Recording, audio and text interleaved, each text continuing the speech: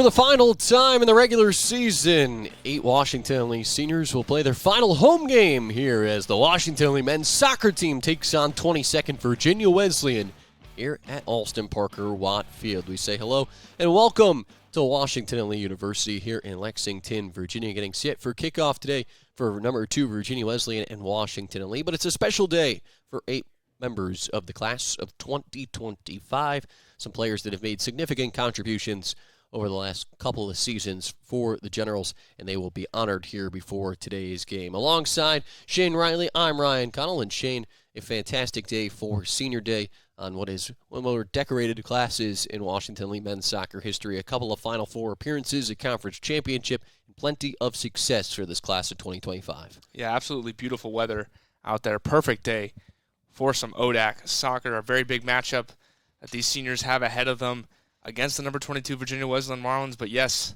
it's a day of celebration for these guys. They've put in a lot of work over the last 4 years for this Generals team and seen a lot of success, as you just outlined. What a great group of guys that the Generals are celebrating today and trying to get a big win for them in this big matchup against the Marlins.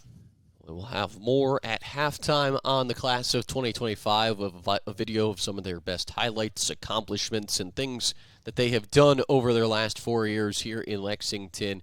We're just about a minute or so away from getting ready to start our Senior Day festivities. As different seniors will be honored with lots of friends and family in attendance. We will have all of that for you here on the Washington Lee Sports Network. This is a big game in terms of ODAC seeding for next week's ODAC tournament.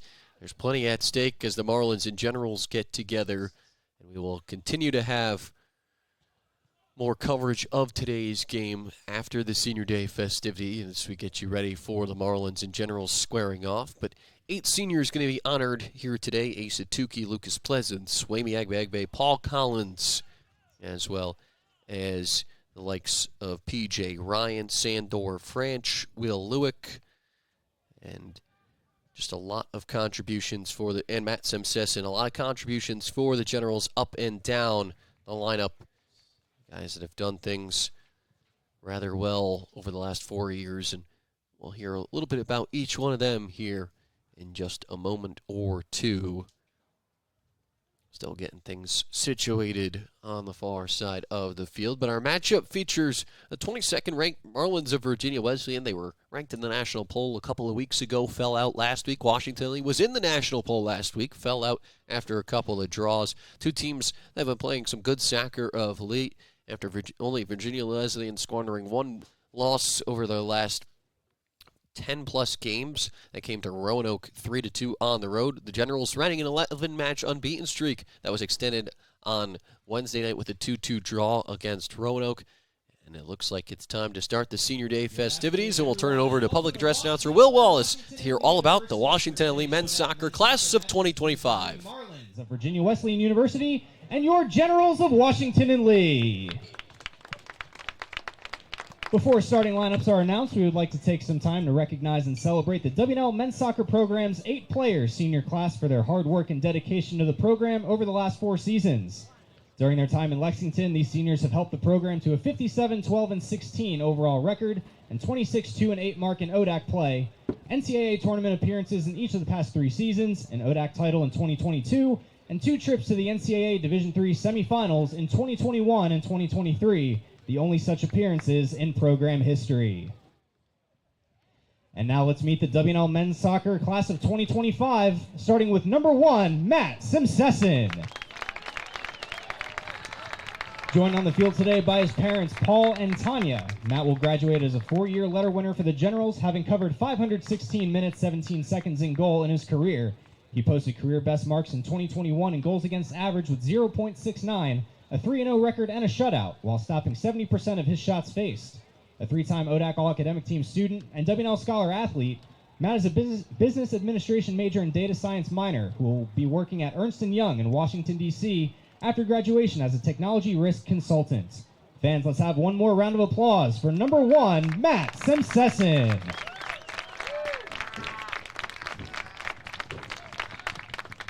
Up next is number 7, Asa Tukey. Joined today by his parents, John and Leslie, Asa is a 2024 team captain and has made 73 career appearances entering play today. Asa has been a key piece for a strong W&L defensive unit over his 4 years, and he's also accumulated 16 points on the offensive end on 4 goals and 8 assists. That also includes offensive career highs as a junior with 10 points on 2 goals and 6 assists. During his time at W&L, Asa has appeared on the ODAC All-Academic team, earned W&L Scholar Athlete status 5 times, and was a 2023 College Sports Communicators Academic All-District selection. Asa will earn his degree in Earth and Environmental Geoscience and Environmental Studies before going on to pursue a career in environmental consulting. Fans, let's hear it again for number 7, Asa Tukey. Our next senior is number 8, Lucas Pleasance. Joined on the field today by his parents Greg and Karen, his brothers Colton and Jacob, and his grandparents Jane and Gail, Lucas has played in 64 games so far in his collegiate career, compiling 29 points on 10 goals and 9 assists. Lucas posted a career high of 13 points on 4 goals and 5 assists last season, and already has 10 points so far this year. A business administration major and classics minor, Lucas has been named a W&L Scholar Athlete 3 times and an ODAC All-Academic student twice. Following graduation, Lucas will be working as a credit analyst at United Bank in Charlotte, North Carolina. Fans, let's have another round of applause for number 8, Lucas Pleasance. Next up in the senior day lineup is number 10, Paul Collins. Joined today by his parents Shannon and Margaret, Paul enters today's game with 34 career appearances, and he's totaled 9 points on 3 goals and 3 assists. This includes highs of 5 points on 2 goals and an assist last season, and 2 assists as a sophomore. In the classroom, Paul has been named a W&L Scholar Athlete 4 times and an ODAC All-Academic Team student twice as a business administration major and data science minor. Following graduation, Paul plans on pursuing a career in commodities trading. Fans, let's hear it one more time for number 10, Paul Collins.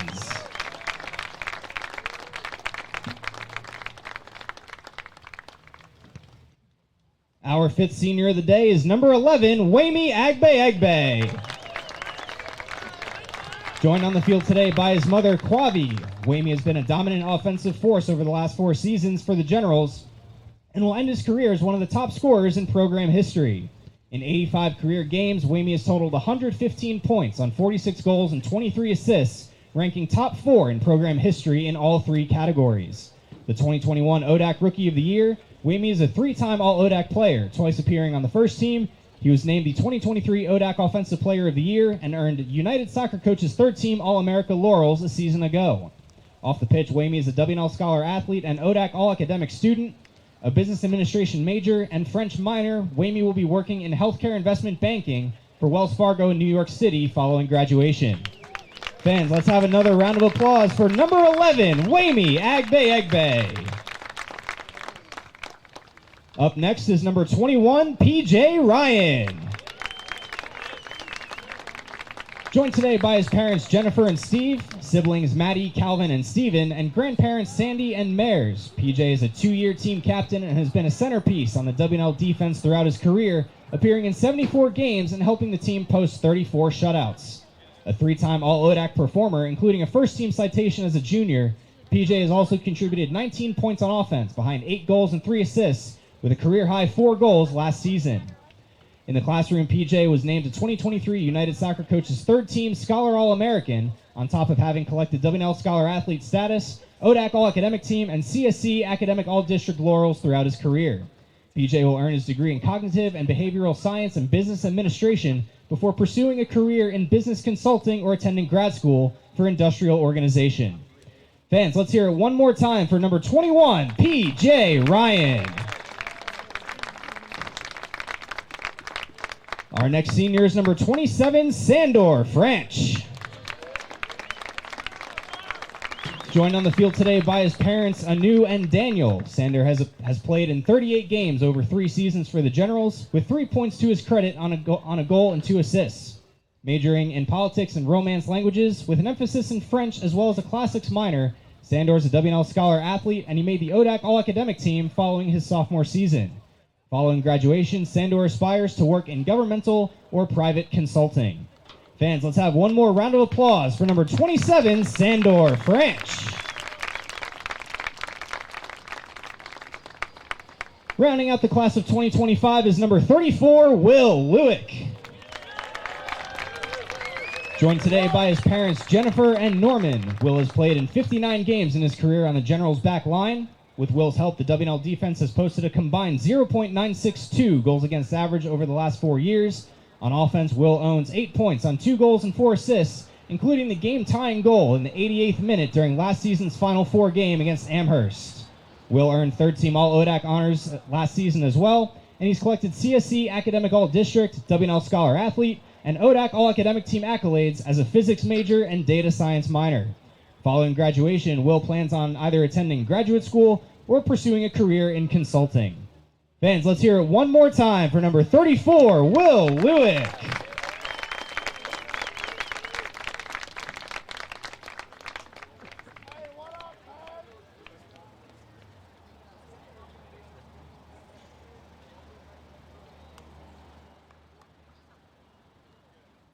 One more round of applause for the senior class of 2025. 8 seniors honored before today's game for Washington and Lee men's soccer. As you heard, Shane, lots of contributions up and down the lineup for the Generals, both on the field and in the classroom. A very decorated class of 8 members here today. Yeah, you can hear a lot of them with their aspirations after school. A lot of them have a lot of plans already. A lot of different diversity of majors there as well. A lot of different interests on this soccer team, but one thing's for certain, that they've all come together over these last 4 years and produced a lot of great moments for this team, all of them integral parts of this Generals soccer team, and they'll be definitely missed after this season. We'll hear more and see more highlights and some of the things they accomplished over their 4 years in Lexington coming up at halftime of today's game. But the match at hand, Shane, worth discussing. Number 2, Virginia Wesleyan and Washington and Lee, 2 of the top 4 teams in the Old Dominion Athletic Conference entering the day. Virginia Wesleyan 1 point out of first place, while Washington and Lee only 3 points behind the Marlins, and a tie for 4th place with Shenandoah. A week from today is the start of the ODAC tournament, so each of these teams with just 2 conference matches left. Points very important this time of year, and this match certainly figures to really shape up the seeding after today's result. Yeah, for W&L, it's been a lot of draws recently, which, you still get a point out of that result, but it's not really been the results that they've been hoping for. A couple of draws against some teams that they probably should have gotten a win against, especially that Avert one that really sticks out to anybody that looks at their schedule, but still in a good position to try to knock up or try to ensure a top spot for them in this ODAC play. And for Virginia Wesleyan having a very good season, only 1 loss, 1 draw so far in ODAC play. They're really looking to finish up strong and secure hopefully the top spot for them, but even a top 2 seed, always so valuable in ODAC play. And Virginia Wesleyan has to play Washington and Lee today, who is a top 4 team in the ODAC, and then they play Hampton-Sydney, who is 1 point ahead of the Generals and in 3rd place on Wednesday, so 2 tough finishes to the year in conference play for the Marlins, but the Generals trying to put themselves in the driver's seat for a top 3 spot with a positive result here today. They're the only team in the conference that has not suffered a conference defeat. However, those 4 draws do work against them, as you mentioned in some of the points. They only have 4 wins and 4 draws in 8 conference matches. Let's meet today's starting lineups, and we will start with the visitors of Virginia Wesleyan. It starts in goal with the sophomore, number 00, Ben Haynes. He started this now being his 14th start of the season. He has a .68 goals against average and a save percentage just shy of 79%. Virginia Wesleyan on the season has conceded just 11 goals, so part of a really sure back line, and it really starts with Ben Haynes in goal. On defense, a senior number 4, Josh Condit, a sophomore forward number 7, Nolan Schulte, a junior midfielder number 8, Elon Mejia, a graduate student midfielder number 11, Alex Moody, a junior defender number 12, Aaron Deans, a sophomore midfielder number 13, Josh Nevins, a first-year defender number 15, Giovanni Ziza, a junior forward number 20, Zach Bittler, a sophomore defender number 23, Jamari Wills, and rounding out the starting 11 for the Marlins, a first-year midfielder number 32, Mason Wakefield. Head coach Shane Kohler in his 2nd season with the Marlins last year went 13-3-3. They fell to Lynchburg in the ODAC semifinals, and they had their season end there. And as someone that has been around this Virginia Wesleyan program for the last handful of years, trying to get them back further than this ODAC semifinals, and especially in the national rankings as it stands right now as the 22nd ranked team in Division III men's soccer. Yeah, Virginia Wesleyan having an excellent season so far, as you said, duplicating some of that success that they had last year. A similar record up to this point, but in the national ranking, they've made some noise this season and really have shown that during ODAC play. Just the one loss against Roanoke, who W&L tied last time out. So this one's really shaping up for the Marlins to have a good effort and a good chance to win today. After that loss to Roanoke, wins over Randolph and Randolph-Macon 2-1 and 3-1 in a tie against Bridgewater in their last 3 matches since that loss to Roanoke 2 weeks ago. As for the starting 11 for Washington and Lee, a lot of seniors mixed into the starting 11 for head coach Lamumba Shabazz. 8-3-4 are the Generals. They're 4-0-4 in conference play and 3-2-2 at Watt Field this season. It starts in goal with the junior goalkeeper from Wilmette, Illinois, number 0, Will Joseph. He started every game in goal. He's getting up just over a goal per contest and a save percentage of just over 73%. A sophomore midfielder number 6, Dimitri Tola. A senior captain and defender number 7, Asa Tukey. A senior midfielder number 8, Lucas Pleasance. Drawing just his second start of the season, the senior midfielder number 10, Paul Collins. A senior forward number 11, Wayme Agbe. A junior defender number 12, Willie Hall. A sophomore defender number 15, Spencer Furman. A senior captain and defender number 21, P.J. Ryan. A sophomore midfielder number 23, Matthew Jenkins. And rounding out the starting 11, making his first start of the season, the senior midfielder number 27, Sandor Franch. So a lot of seniors in the lineup here to start for the Generals. The Generals without one of their main seniors, though. Midfielder and defender Will Lewick, because of yellow card accumulation, with his 5th yellow card of the season on Wednesday's match against Roanoke, is not eligible to play today for today's match, so he will sit for the Generals. One of the 2 seniors not in the starting lineup. The only other is backup goalie Matt Semsesson. Yeah, losing Lewick, a big loss, not only because it's senior day, but just in general. He's such a crucial part of their defense, a defense that at times has been a little inconsistent, sometimes struggling, especially on those fast break or those break opportunities off of their offensive chances. But the Generals, a lot of seniors in the lineup, giving a lot of love to the guys that have helped them accumulate so much success over the last 4 years, likely the most success the Generals have experienced over a 4-year period ever. So giving them some love today, getting them in the starting lineup, and hopefully they can get some good action going early for Washington and Lee. And just the way that kind of the formation changes just slightly. You have to think that Sandor Franch could just slide in a little bit where Will Lewick plays mainly. Paul Collins out on that right wing, which was a spot the Generals have really tried a lot of different people out over the course of this season, and no one has really stuck with that job for more than a couple of games in a row. We saw Justin Chekanekio the first year get his first start of the season in Wednesday's game against Roanoke out on the right wing, but then we saw a few different people mix in throughout the game. I think perhaps Collins provides a little bit of a spark on the outside as well. Yeah, this is Collins' only second start of the season, so not a lot of starting experience that he's had so far this year. He has had some previous starting experience, but not too much, but a different look for the Generals. Maybe can be that piece that they've been needing, a spark plug to put in and get some offensive action going up on that right side. The left side with Tola has been so electric this year. They just need something on that counter side so they have that threat of switching the field of play, which is often the tactic they try to employ. So the Generals and Marlins getting set to square off here on a great afternoon. And Lexington, Virginia will have 22nd ranked Virginia Wesleyan and Washington and Lee when we return on the Washington and Lee Sports Network.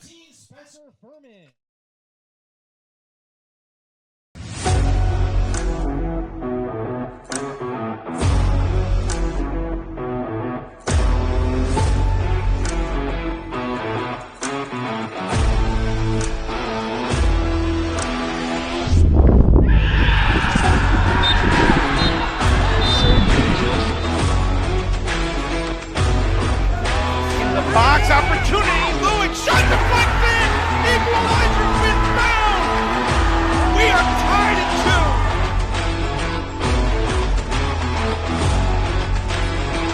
2. And Agbe slides it by him. Washington and Lee goes up 2-0.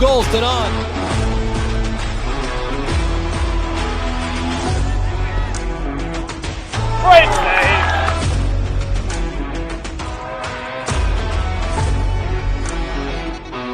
Agbe across another defender has Kuig at the top of the 18. Kuig cuts it back. Kuig into the back of the net. Washington and Lee equalizes.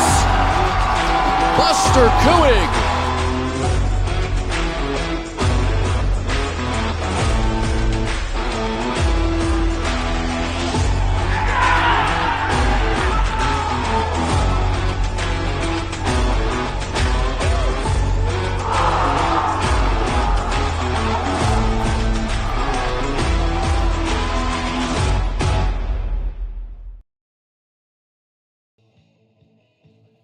Back here at Alston Parker Watt Field on the campus of Washington and Lee University, getting set for a kickoff between number 22 Virginia Wesleyan and Washington and Lee. Ryan Connell and Shane Riley with you on the Washington and Lee Sports Network. With just one change to the general starting lineup. Matt Sensesson, the senior, getting the start in goal instead of Will Josephs. Apologies on our end for that miscue. So 7 of the 8 seniors and all 7 that are active and able to play today in the starting 11 for Washington and Lee here on Senior Day against Virginia Wesleyan.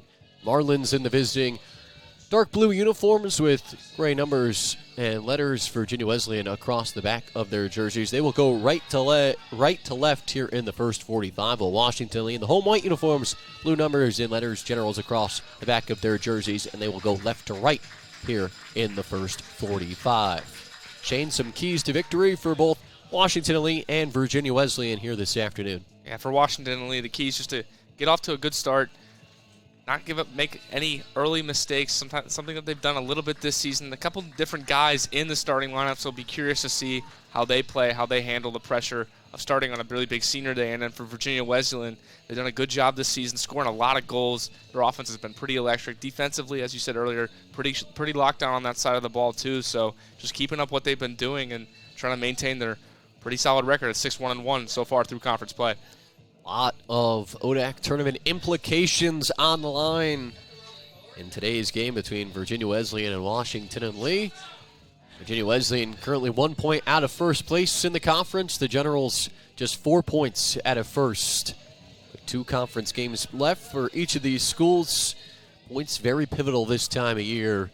And any positive result, whether that be a draw or a win, you will take the points where you can get them. And I'm certainly sure both coaches would want nothing more to leave here with at least some points today. Yeah, the Generals, as we said, have come away with a lot of draws recently, which still puts you towards a positive motion. But at this point in the year, all these draws can kind of add up, especially when some teams below you or around you are winning a lot of games, including Virginia Wesleyan.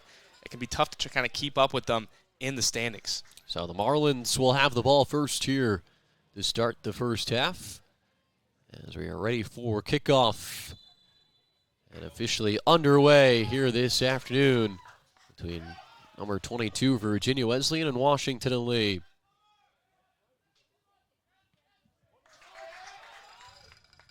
Someone just getting knocked around for Agba trying to get there.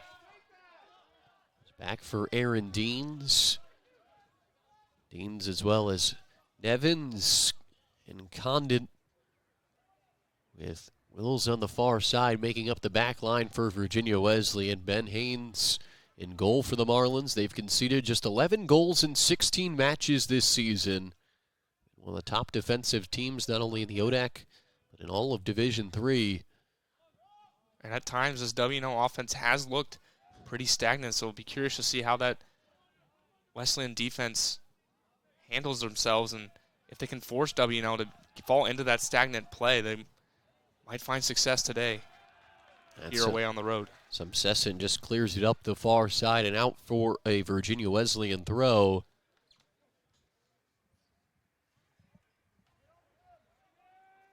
Flicked on by Schulte, and Ryan will just clear it away. Schulte, Mejia, and Bittler took a lot of the damage up front for Virginia Wesleyan as Hall holds off Wills for a Washington Lee goal kick. An early good, strong play there from Hall, just using his body, putting it in position to block off the Wesleyan player and earning his senior goalie a goal kick.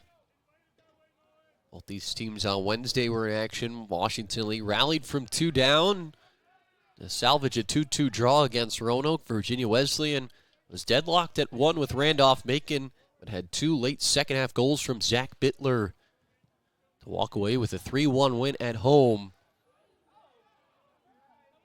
Both teams with some late-game heroics last time around. You and I were on that call for that Roanoke game, and controversial end to that one, but the referee awarded, or rather didn't award the foul, and that led to the Agba equalizer. 2 late goals in the second half for Wamie Agba, 2 for Zach Bittler, each helping their teams get results on Wednesday. A free kick for the Generals on the far side, as they'll just go short with it.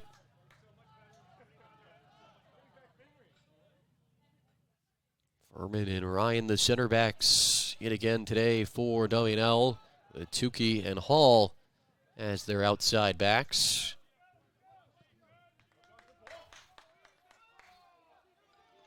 The defense for the Generals, much of the same that we've seen. Obviously, some Sesson getting the start and goal on senior day, but the back four, we've seen a lot of them play together this year. Furman just trying to clear it out with the left hand. That takes a deflection off Bittler. Hall trying to ward off Wills. And a W&L throw will be awarded. The assistant referee. A little bit of a delayed call there. They're playing the ball around still, and then the referee called it back. So that ball went out earlier.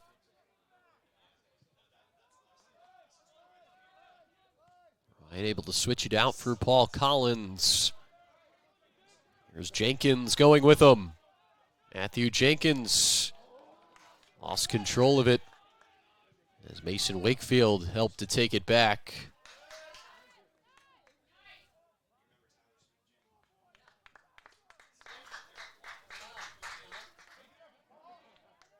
Tola with it for the Generals.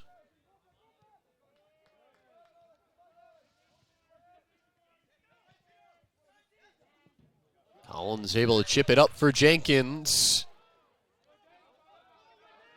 Wakefield trying to use his body to keep him away. And Jenkins will earn a Washington Lee throw, and the crowd will give him a nice ovation.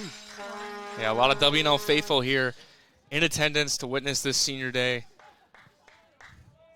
Giving their props to players that they've watched for 4 years at this point and trying to support them and will them to what would be an important victory as ODAC play winds down.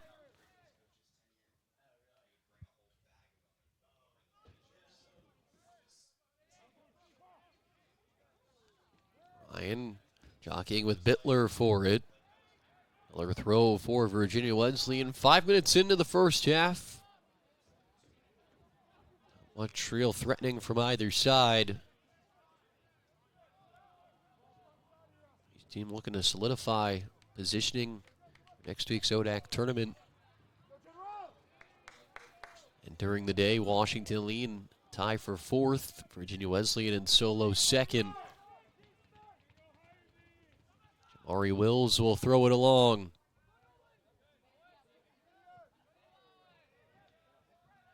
Good defensive effort there from the Generals. Not getting out of position. Look, watching the ball and making sure that they clear any threat.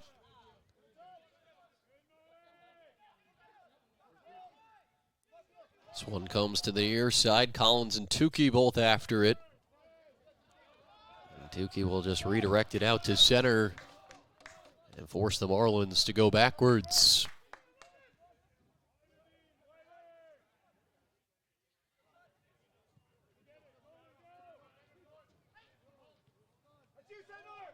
Deans for Moody.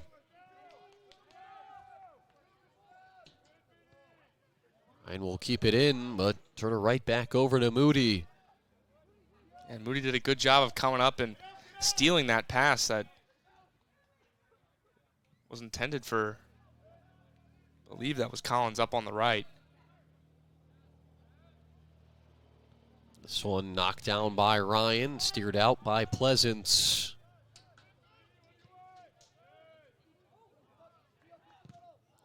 Tukey right into the body of Mejia. Was back right at him, Mejia. And a sliding challenge from Tukey to break it up. Great technique from Tukey there. Committed himself, but made sure to put himself forward so that the Wesleyan player could almost come up into him. This one comes into the box. Bittler stopped by Furman. Never made its way on target. Wills working in. Still in the feet of Furman. He'll save it. And they will say he did not do so. So the first corner of the day for Virginia Wesleyan. Some defending from the Generals' back line, not allowing that chance to get on target. Generals having a little bit of a problem clearing the ball out of their back, though. The Wesleyan defense is coming up, putting some pressure on those Generals forwards that the Generals defenders are trying to get the ball to, and that earns the Marlins their first corner opportunity. Be Giovanni Ziza to take the corner for the Marlins. Ziza looking for the back post, and out it goes for another Marlins corner. Sam Sesson there came up and committed, trying to get a fist on it. Wasn't able to do so and left his back post completely unguarded, but the Generals did a good job of coming up and deflecting that one out, but another corner, and the threat's still not thwarted. Yeah, Josh Condit, the taller defender for the Marlins, was threatening on the back post for Virginia Wesleyan. So Ziza will switch to the near side to take the corner. This one again heading backwards. Ends up with Condit. And another corner for the Marlins. As they'll say, last touch off the Generals. Pressure now building a little bit. 3 corners now in a row. Generals doing a good job of holding their positions, not falling asleep, not letting somebody slip in behind them. But once again, having to pay attention here, and the corner switches back to the other side. Ziza providing the service. This one not great as it goes over the goal and out for a goal kick. And a couple of opportunities for the Marlins early on, a few corners, but still nothing to show for it. As Samsesa will line up the goal kick.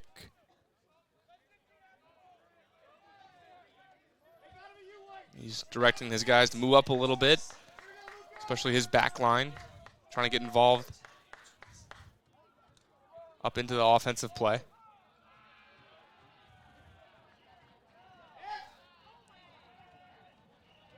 Branch trying to get his head to it.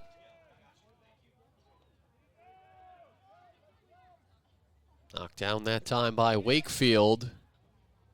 Mejia extends the play. He'll earn a throw out of it. Ryan had to step up and meet him.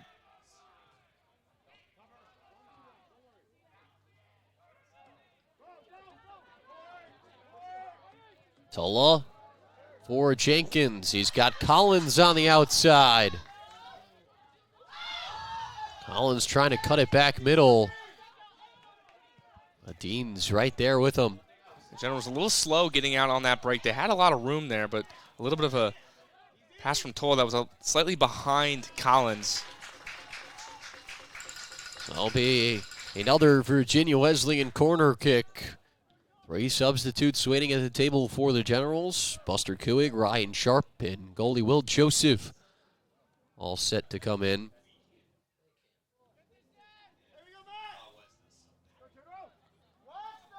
Already now the 4th corner of the game. About 10 minutes in for the Marlins. Again, Ziza over to take it for Virginia Wesleyan. Ziza going low, flicked up by the head of Wakefield. Ryan does well to clear danger. Collins out for Tola. The Generals can push ahead on the counter. Tola will try and settle. Looking for Pleasance on the overlapping run. Pleasance will cut it in the 18. Lucas Pleasance. And that one doesn't make its way through as it comes back out for Wills. Again, a lot of space there out in the open for the Generals. They did a much better job that time of getting closer into the box, but just a couple of delayed passes that allowed the Marlins defenders to get back and prevent any threat from going in goal. Sesson just clears it away off his line. Tukey across midfield, feeds Agbe. Agbe looking for Tukey. And Wakefield there to cut him off. Agbe cutting it to the right, looking middle. And off the head of Condit as it deflects back out. And if Condit didn't get ahead on that, Haynes was positioning himself out of the... And so Spencer Furman taking down Zach Bittler. The two of them got tangled up. And that'll draw a free kick here for Virginia Wesleyan just past midfield. As I was saying, Haynes on that offensive chance was a little out of position there, but Condit, the big header to clear it away. Able to get the possession back in to the Marlins' hands.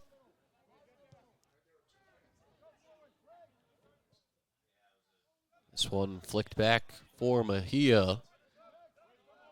Plenty of room for Deans to operate. Generals right now opting to keep most of their players back when the Marlins have the ball, not really pressuring up as they sometimes do onto their opposing team's defenders, but might have to do with the fact that the Marlins have had a lot of early opportunities, especially off of those corners. Well, Sesson will settle it down after the through ball comes to him. He'll opt to throw it up for Willie Hall.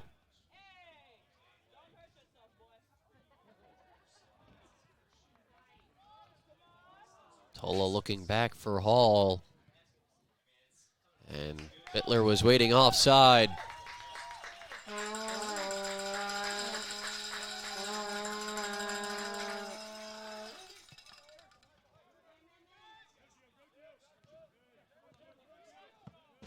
This one cleared out for a W&L throw, and those substitutes will finally be able to check in.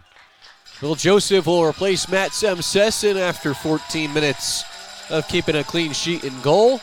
Ryan Sharp will enter for Sandor Franch, and Buster Kuig for Paul Collins. It's nice to see the seniors get a couple of early minutes in a very important game, and Sesson, all of them out there doing a good job of holding things down, and maybe we'll see them again later in this one. So Condit, slow up play. Long diagonal across for Ziza. He can't get there. So with their substitutions, Kuig plays more of that right wing. Pleasance drops back in more of that holding midfield position, which allows Sharp to play more in the upper part of the midfield alongside Jenkins. And then obviously Joseph coming in for Sesson in goal for the Generals. Sharp, as a first year, has been a big addition to the Generals team. Made a lot of appearances, a lot of starts early in the year, sort of lost that starting role. He was up on that right side. The Generals really been trying to fill that position, but he's had a lot of good minutes for the Generals early and throughout this season. Jenkins cutting off an intended pass for Mejia. Sharp able to settle it here for Dimitri Tulla.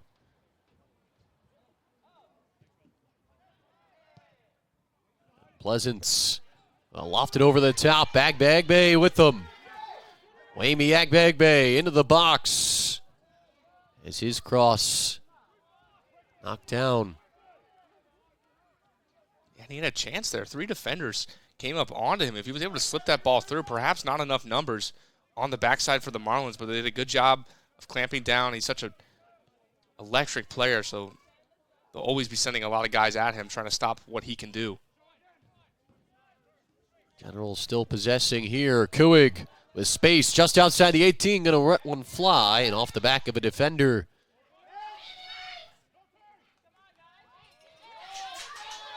The Generals trying to keep the pressure up here on the Marlins side. And a foul as Kuig is taken down. We'll set up a free kick for W&L. W&L doing a good job of alleviating some of the pressure off the defense that they had faced in those first 15. Marlins has been dominating possession there for a little bit, but the Generals now trying to bring it right back at them and give them a little taste of their own medicine. So Pleasance and Agbagbe just past end of the Virginia Wesleyan bench will line up this free kick. We know with 4 or 5 players inside the 18 waiting for this one.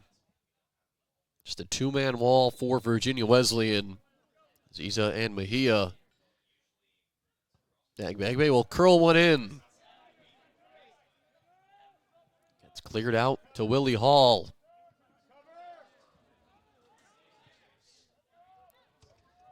Virginia Wesleyan trying to stretch it. Tukey able to play back for his goalie and Joseph, and the Generals quickly break up that opportunity. Tukey all the way on the other side of the field from where he normally plays, but great hustle there to get over there and prevent a potential one-on-one opportunity with Joseph.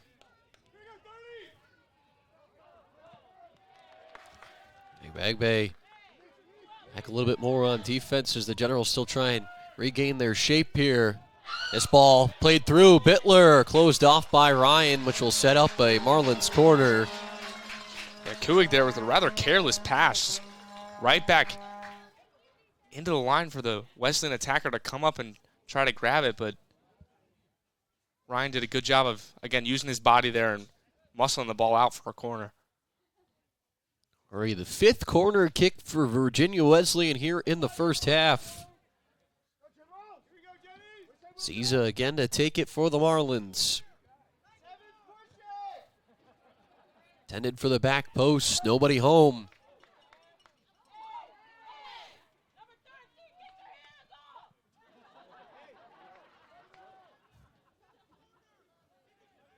Condit. Working against Sharp, gets by him. Condit into the box. Condit looking for Wills. And that shot misses. Sharp falling down there allowed Condit to get dangerously close and get that ball over to Wills. Wills then put it on and forcing the deflection out of play for another corner. Marlins have been very active in getting these corners. Ziza again to take it. 3 players down along the goal line, 3 at the top of the box for Virginia Wesleyan. A couple of opportunities. This one swept in on the ground. His second ball will be lofted and headed away by P.J. Ryan. Deans for Ziza. Wills looking for a flick. Bittler knocked away by Tukey. And that block was so important by Tukey. Will Joseph went for a full extension there. This one back into the box. Ryan able to get there. Now Sharp trying to lead the break.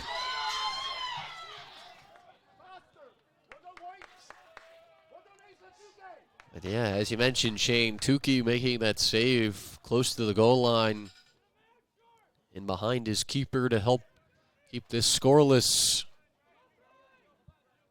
It's so important for those backline players to have their heads up at all times, because if their keeper goes one way, they're the last line of defense there, and they have to be positioned perfectly where that shot's going to go, and Tukey found that spot there. Bittler out wide for Wills. Jamari Wills. And just chips it in, but nobody there. Goal kick for the Generals. A lot of pressure on this Generals defense early, but they've been doing a good job of handling it. Already the 6 corner kicks, but no real offensive threat, just the one shot on goal for Virginia Wesleyan so far.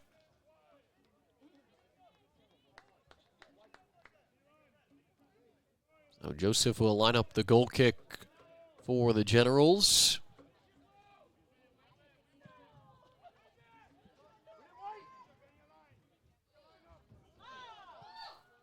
Collision with a couple of defenders. This one struggled to be settled. It's Mejia away with it.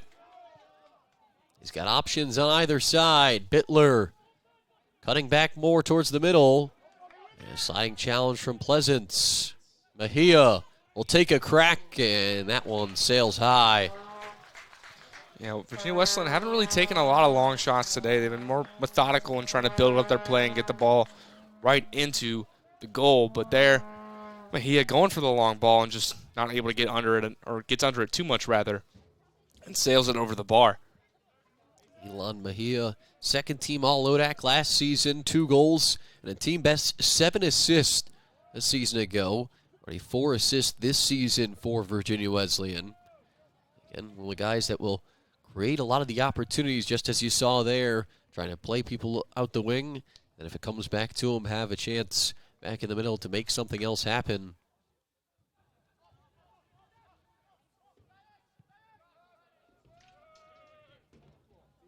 Tukey will settle on the Generals bench, but him and Agbe not on the same page. Tukey looking for Agbe to make that run there, but just not in position to make that kind of play, and that one will sail out. Tukey bearing down.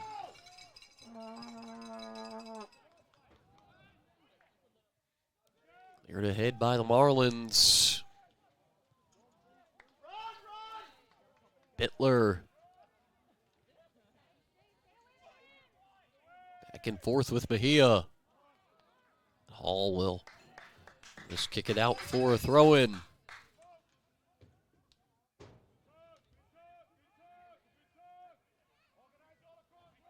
Mills into the middle. Furman with the step defensively. Yeah, Furman read that play perfectly. He started running before that throw was even made. Knew where that ball was going and made good connection to clear it out. And taken down from behind is Tola, as Wakefield knocked him off the ball. So free kick for the Generals. Still just over 21 minutes left here in the first half. No score. Only one shot on goal, that coming from the Marlins. Saved by Will Joseph. Kawig ahead for Matthew Jenkins. Jenkins into the box. Jenkins with the centering feed. Sharp deflects it wide. And a goal kick for the Marlins. Jenkins did a great job there of cutting in, using his speed to beat the Virginia Wesleyan defender. And then Sharp just a little inaccurate with his foot there. Kind of hit the wrong part of his shoe there, and that one just sliced past the post. But the best offensive chance of the day for the Generals and a good sign moving forward.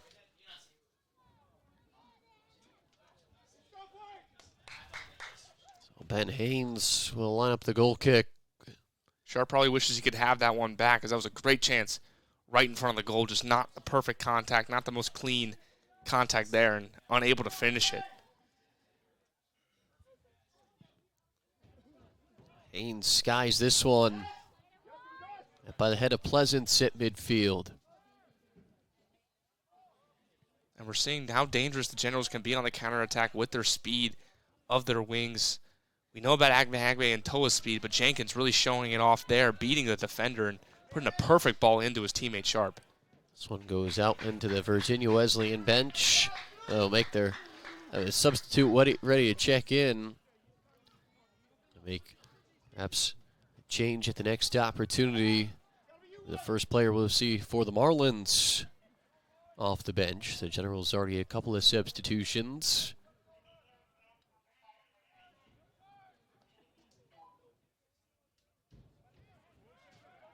Tola for Sharp, and he's upended. Pleasance quickly out for Tukey on the near side. He's got Kuig. Curls one in. Deflects out. Ends up with Dimitri Tola.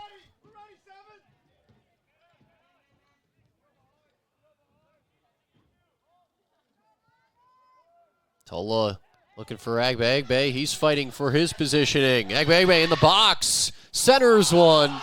And just nobody on the other end. It's still in play as it heads to the corner, and it'll go out for a Virginia Wesleyan throw.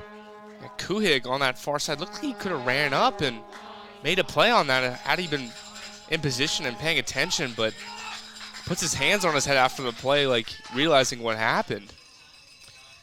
So Ryan McAdams in for Giovanni Ziza. And then Nate Mitchell will come on for Zach Bittler up front for Virginia Wesleyan.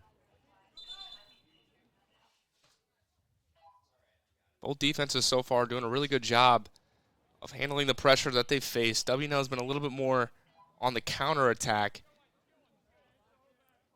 But the Virginia Wesleyan defense holding strong, living up to their reputation. So Marlins will toss it back into play.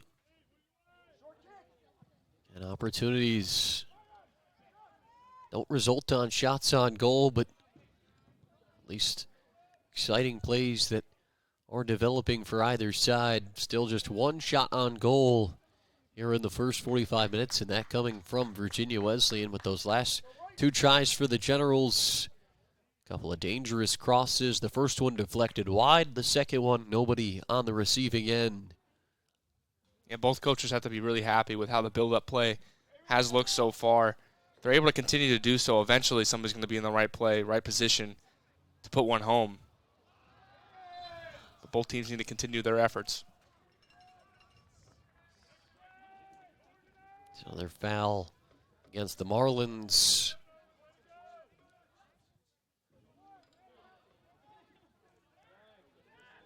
Agbe.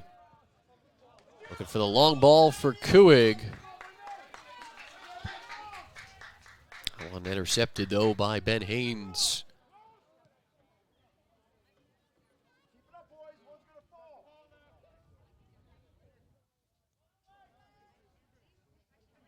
Well, Haynes will possess here for the Marlins. Not much of a sense of urgency.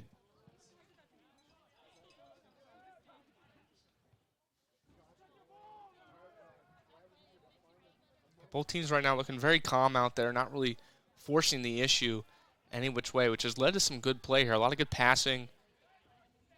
Both teams doing a good job defensively, though, too, holding things down, not allowing the other team to build any great chances. As you said, still just the one shot on goal.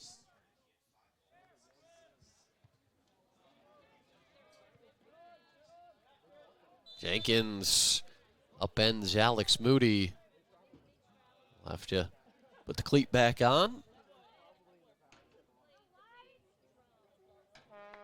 Seems like Virginia Wesleyan ready to make another potential change. Number 10, Juan Tovar, waiting for the Marlins.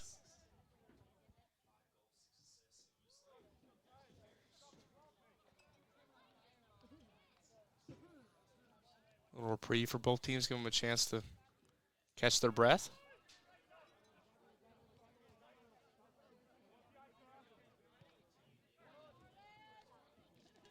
Here's Jamari Wills into the box, and that shot from Nate Mitchell straight at Will Joseph. A good move there from Mitchell, a little spin move to get around the W&L defense. Fired that shot in there, but Joseph right where he needs to be, able to corral that one. One of the better opportunities for the Marlins, though. One of the more clear shots onto goal.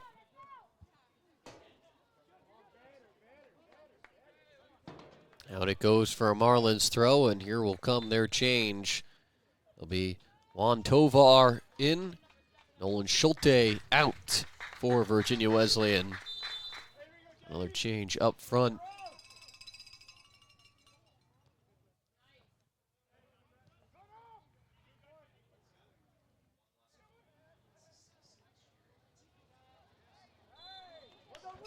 Willie Hall tripped up, and another free kick for the Generals. Good understanding there from Hall, knowing that Tovar is behind him and that if you really wanted to make any kind of play on the ball, you have to go through his legs, and he commits the foul there. Tukey trying to find Sharp in the middle. Joseph well off his line to step up and greet it.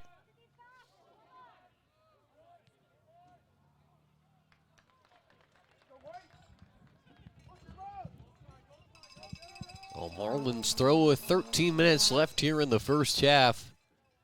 Still scoreless between number 22 Virginia Wesleyan and Washington and Lee. Each team with a few opportunities. Neither one anything on the score sheet yet.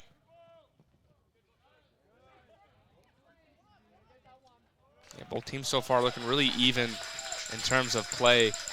Maybe a slight edge to Virginia Wesleyan in terms of possession, but defensively and offensively and really every facet of the game, both teams are giving each other about an even effort. PJ Ryan will head it back for Will Joseph as the Generals will recollect.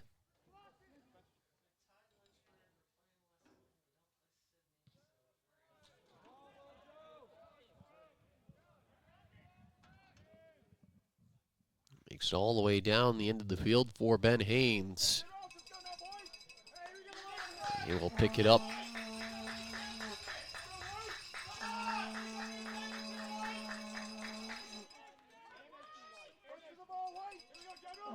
So Haynes, not a great punt that time.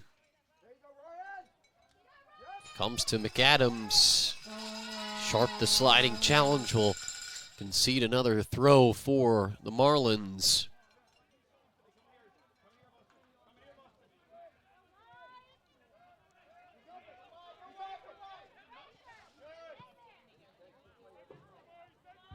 Herman breaks up the through ball.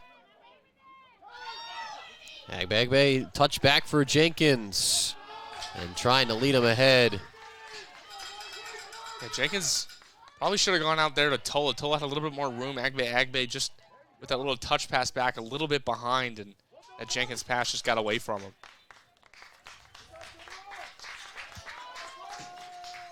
So one more substitution for Virginia Wesleyan. And he will not be able to check in yet. Looks like Wills there kind of directed him to clear out because of W&L playing quickly. Since it was a foul against the Marlins, they could not sub on that play. W&L throw from their own bench.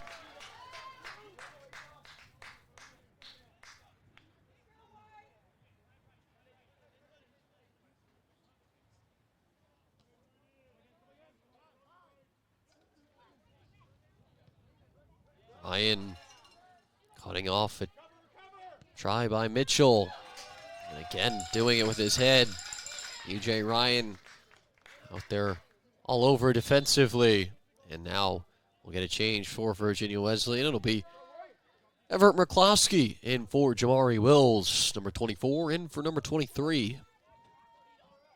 Yeah, and PJ Ryan's been really solid today. Very active, as you said, and all over the field. And crucial on a couple of those corners that we saw earlier in the game. Just a body in the box, using his strength to keep the score at 0-0 apiece.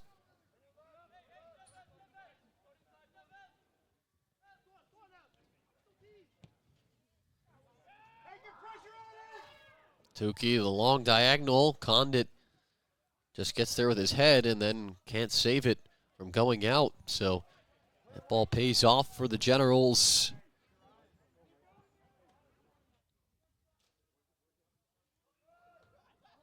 Agbagbay. Hall has his jersey pulled, and the referee will stop play. And we will see a card handed out.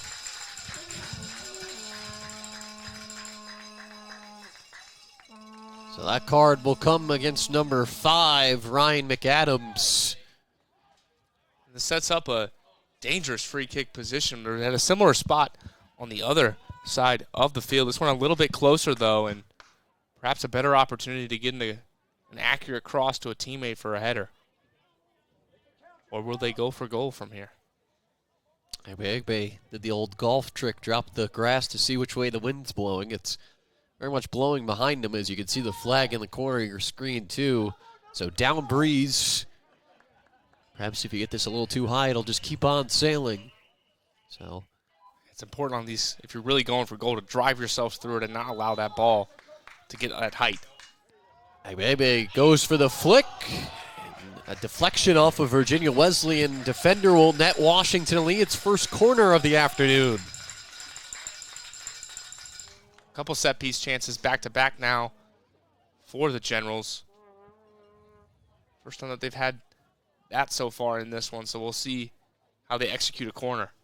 Pleasance will line it up here for the Generals.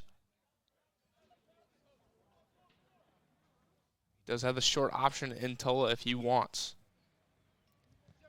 They'll go to the air. And this one kept in by Ryan Sharp. Second ball in. And Haynes jumps up to grab it. Yeah, that cross from Sharp needed to just be a little bit longer there. He didn't really have anybody in the middle of the box. He had a couple of his teammates on the far side and not able to drive it through to the other side.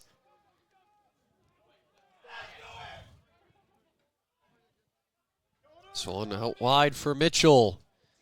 Into the middle for Tovar. And he can't save it. It goes out for a goal kick. And Pleasant did a good job there of kind of baiting him in. Thought that he might go for it. But Tovar unable to track it down. Trehan Kahayas in for Buster Kuig. They'll shift Wavy Agbe out to the wing. That Kahayas play up top. Sophomore from Greece checks in for the Generals.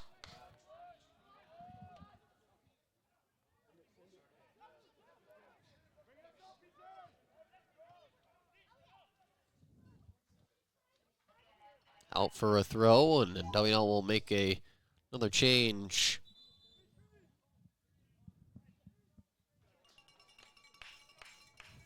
It'll be Justin Chekanekio in for Dimitri Tola. The final 7-ish minutes here of the first half. And Chekanekio had that start against Roanoke last game up on that right side, but coming off the bench here in this one.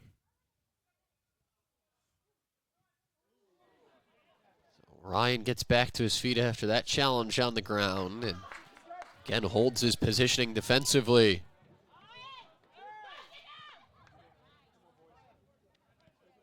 Agbe for Kahayas. Generals wanted a foul, they won't get it. Yeah, Kahayas was falling down there. Not sure if that was more self-induced or by the defender, but the official believes he was just falling and not going to give that foul there.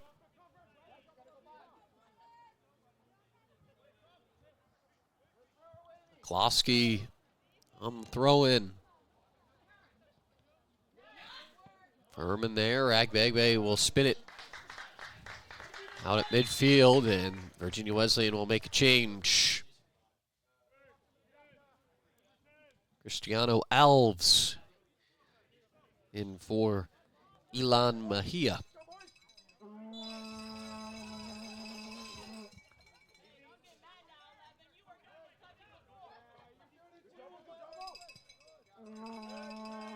Dean's back for Nevins. Long ball. It just skies through. Hall will settle. Wakefield.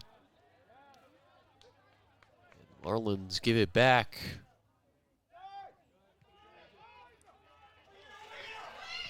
Sharp. As that one takes a deflection off of Virginia Wesleyan defender. Kahayas in pursuit.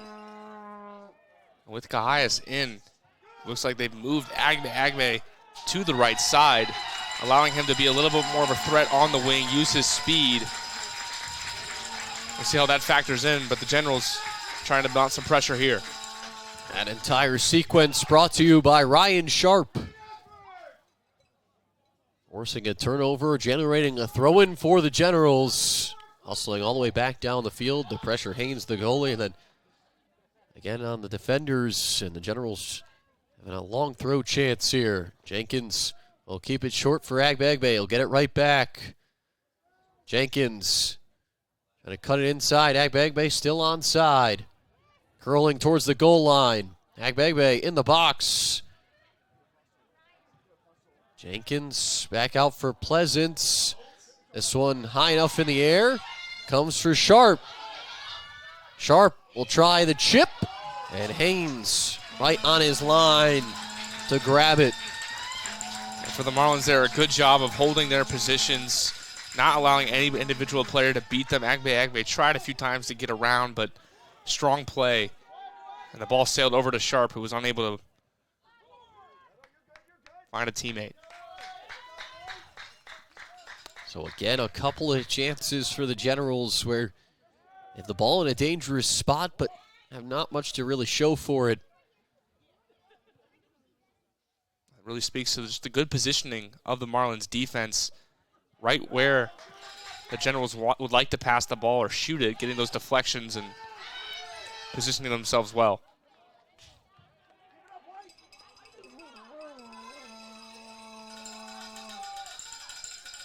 Deans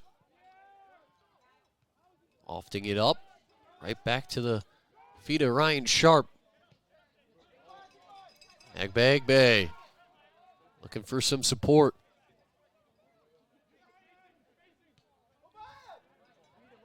Sharp is closed off there by Deans. Virginia Wesleyan can't keep it in. A throw-in for the Generals by the Marlins bench.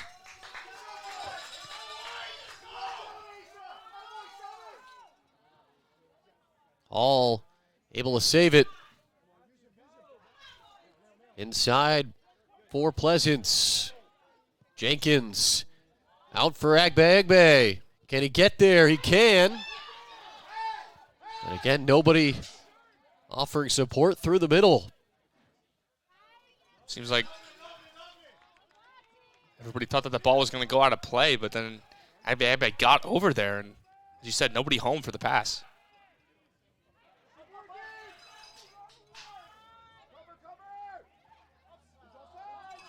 And offside. There is Mitchell. He did find the Generals defense a little caught off guard, had been pushed up for that offensive play, and if he was able to be onside, that would have been a dangerous chance, but just out of position.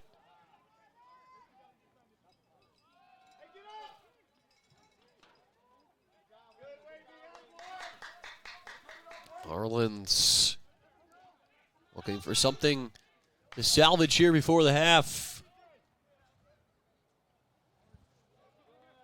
Tukey earns another throw-in. Minute left here. Remaining in the first half. 1 minute.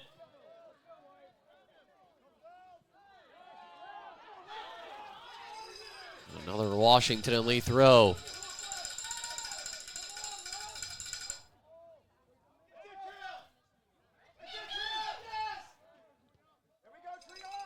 Virginia Wesleyan will knock it out of play. Almost tactically trying to put that one in the parking lot.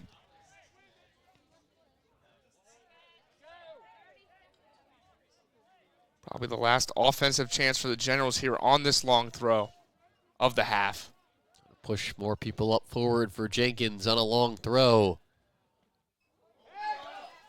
Ryan keeps it in with Haynes off his line. Agbe is trying to redirect it, and Haynes again comes up to grab it.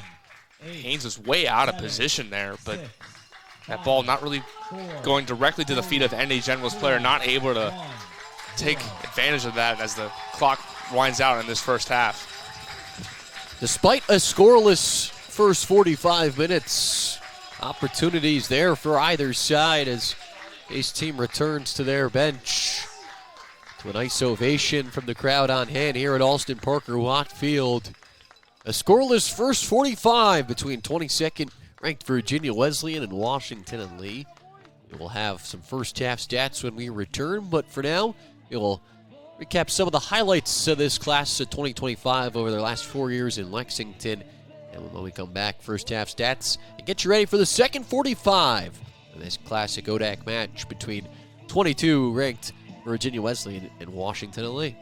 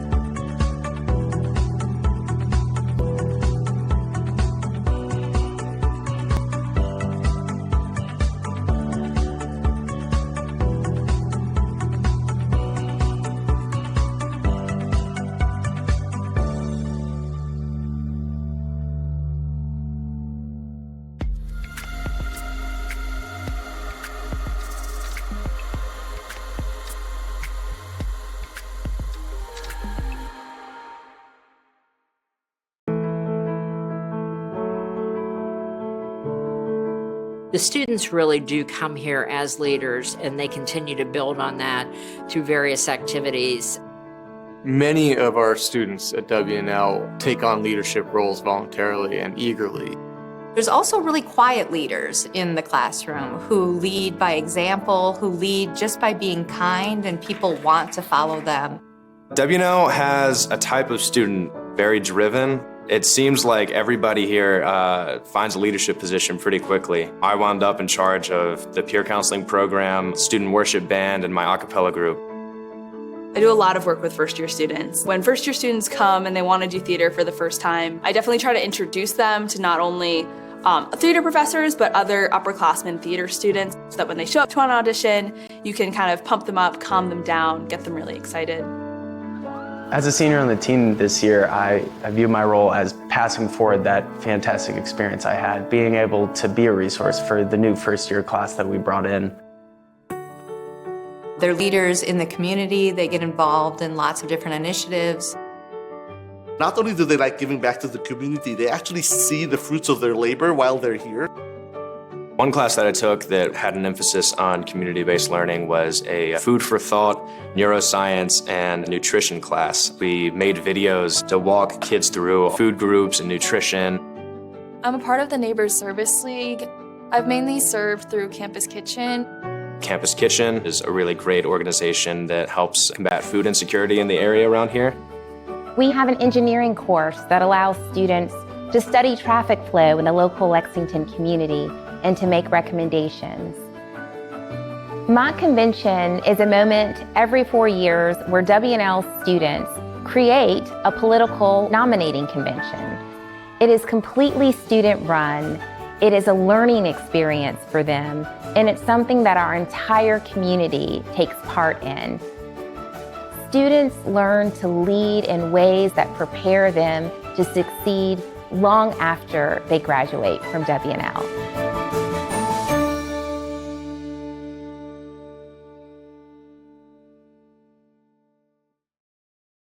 What is your favorite meme or go-to GIF? Ninja, low taper, fade me.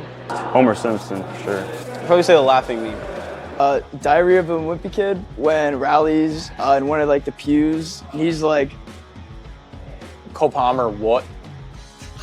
I'll just say I use the laughing face all the time. It's the laughing emoji. The Homer Simpson one where he's backing up into the bushes. Like the straight face, like no laughing. Probably laughing, crying emoji. The Russell Westbrook one where he's like, what? What the Sigma? Trion. The laughing emoji, super simple. I'll say the crying, laughing emoji. I like the dog that does the he has like the long snout and he's like that one. It's kind of like the Dwayne The Rock one, but it's the dog. Peanut butter baby, The give me my money, man. John Pork. SpongeGar or Caveman SpongeBob where he's like turning with Patrick and he's like really confused looking. I like that one a lot. The TikTok Res Party and Skibbity Toilet. I'm too competitive. I don't really use memes. That's okay. Probably the crying emoji. Probably the crying emoji. I think my favorite is like the Mbappe one where he like looks over to the side like after that one dude on PSG missed that goal. Probably the laughing emoji. What the Sigma? The Homer Simpson back into the bushes one. The one with like where the dog goes like. Michael Scott where he's like no. I gotta say Michael Scott just, no God please no. No.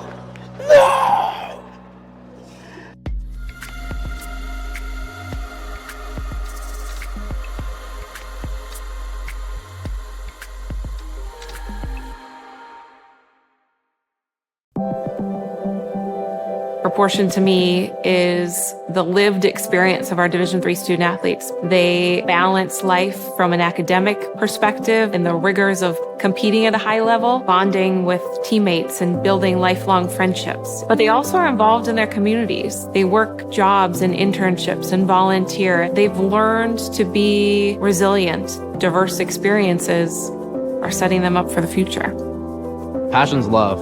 Passion is love for what you do. Because I think when you face challenges, it comes down to how much you want it and how much you love it. Passion is what keeps you going forward. Seeing so many people that were like-minded and so hardworking in their sport and academics, being surrounded by like-minded people makes you want to be more passionate. I think it pushes you to a different level that maybe you didn't think you had. And you can do the best of both worlds and love all of it.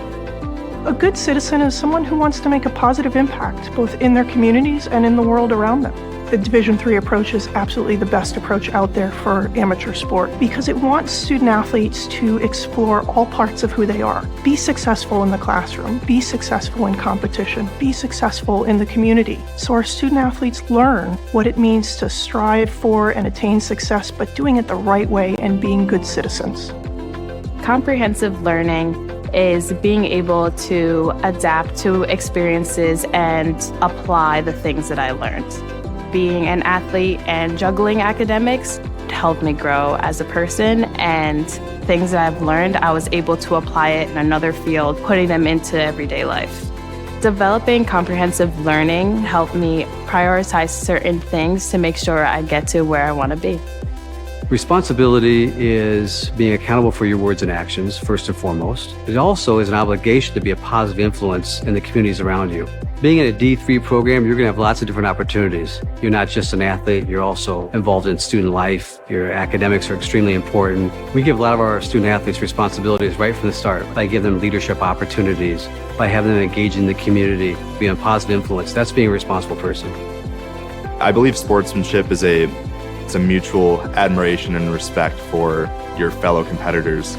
We all go through a lot to reach the point where we compete against one another. It's important to realize that. So once we're finally on the field or on the court or on the starting block, we look at each other as fellow human beings and not just competitors. Being able to recognize the hard work that other athletes are putting in creates a more positive and inclusive environment.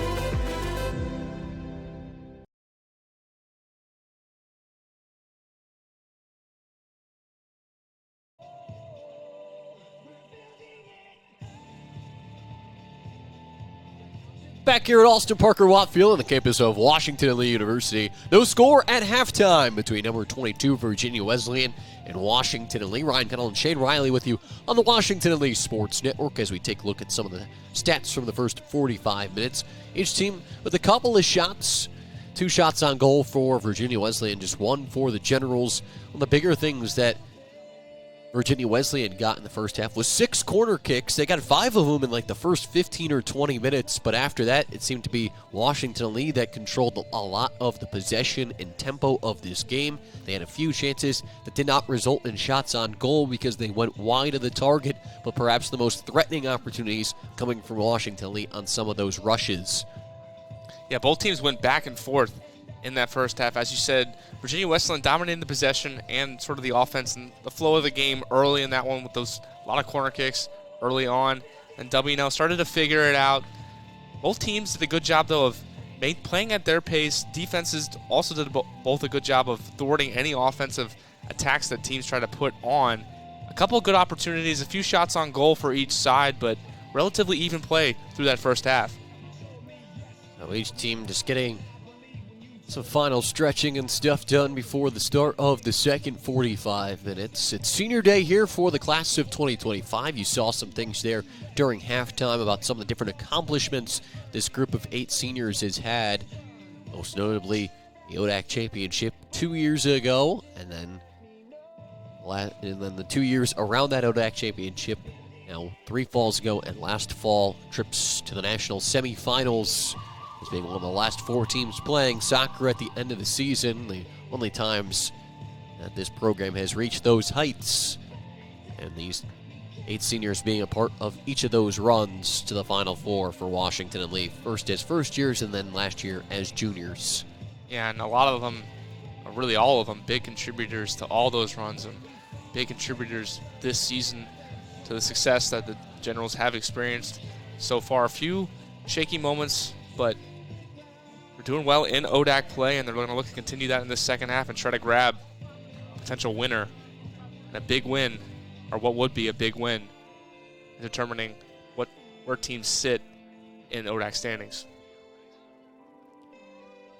Just one change or a couple of changes, I should say, to the starting 11 for the Generals here in the second half. Treon Cahias will stay out there for Washington and Lee,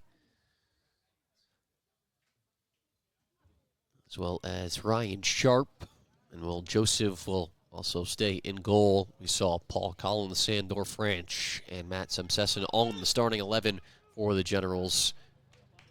Dimitri Tola also left off the starting 11 here in the second half, as Justin Cecanecchio will stay out there for the Generals. Two teams switch sides. Washington lead now right to left, and they will have the ball here to start the second 45. Scoreless through the first half of play. And it looks like Coach Shabazz is happy to have Agbe out on that right wing. Likes him a little bit more there, perhaps, against this Wesleyan defense. A couple of these guys that came in as substitutes really only entered for the last 7 to 10 minutes of the first half, so maybe trying to give them a little bit more run here to start the second half and put some more of the mainstays in the lineup back in for that final push over this half. No overtime in the regular season here in college, Division III college soccer, so if the score remains as it stands, it would just go down as a scoreless draw. Mejia out for Bittler, and he's offside. Bittler conversing with the ref over there. Not really sure how he was offside there, but the referee making a good call there. Just positioned a little bit too high up. Had a good chance there had he been onside. But W&L fortunate that was an offside call. Generals play back to Joseph quickly and let him boot it ahead. For Virginia Wesleyan, it's the same starting 11 that they had, which features Haynes in goal, Condit, Schulte, Mejia, Moody, Deans, Nevin, Ziza, Bittler, Wills, and Wakefield here in the second half for the Marlins. And that starting 11 brought most of their offensive chances in that first half, so we'll see if they're able to duplicate some of that. As we said, a lot of those corners and some of their best looks. This one cleared out towards midfield. Pleasant sandwiched by a couple of Marlins, but then Jenkins using his physicality to win back the ball. However, he will quickly dispose of it on the far sideline.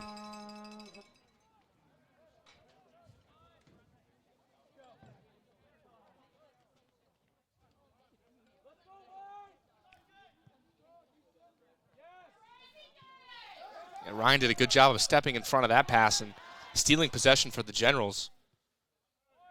Pleasant. Pop it ahead for Sharp.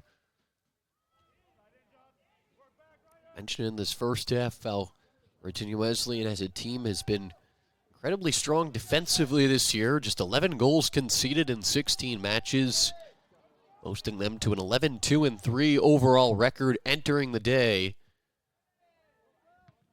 Only Ben Haynes saw just one shot on target in that first 45 from the Generals, making one save. Another throw in here for the Marlins on the far side. Yeah, I don't think that one shot on goal really tells the whole story, though. There were a lot of good chances the Generals had, just unable to find that last look. Ryan steps in front of that cross with his head. Highest to get it to Agbe. He's trying to loft up for Sharp.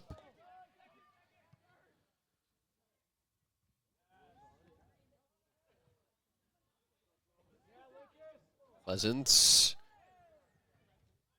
Off the ball that time by Mejia. But then Pleasance will take it right back.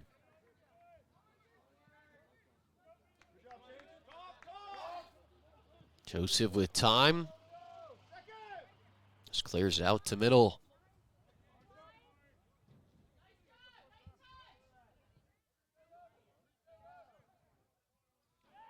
Agbe with it on the wing.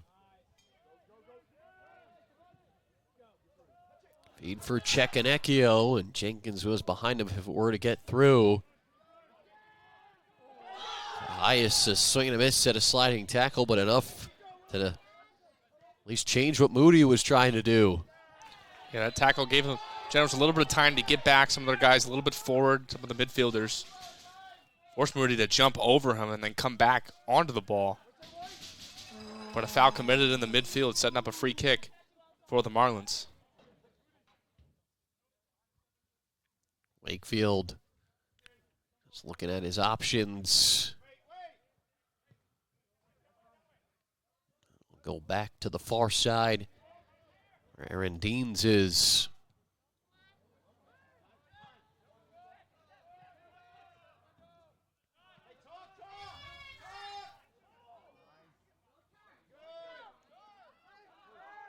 Sharp knocked down by Mejia.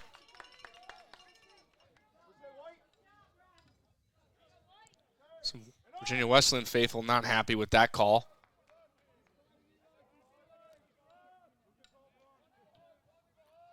Tukey intended for Jenkins, and Deans with a defensive step.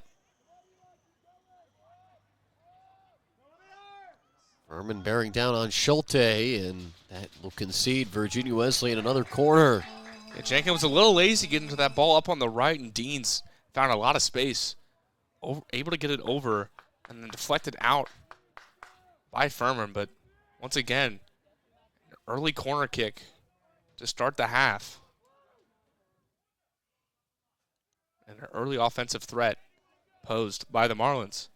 They had 6 corner kicks in the first 45 minutes. This will be their first here in the second half.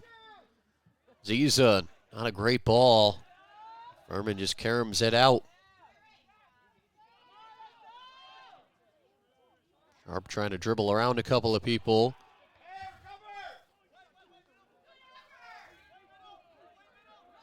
Out for another Marlins throw. They bring it back in quickly, trying to take advantage of the numbers they have up front. The highest takes down Condit.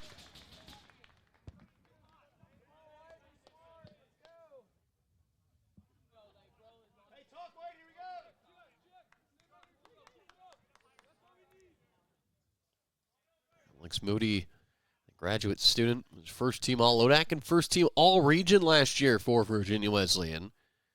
Starting 17 matches, 5 goals, 4 assists. He has 5 goals, 3 assists this year.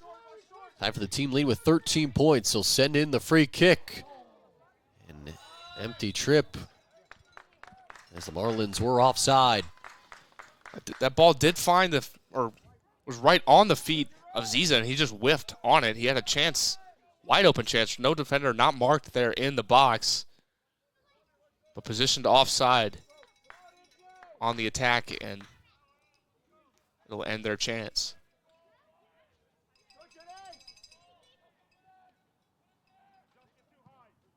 Joseph on the goal kick will boot it up ahead.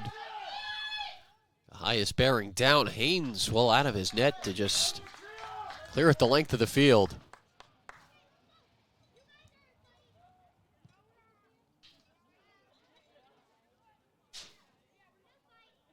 Kept in by Bittler.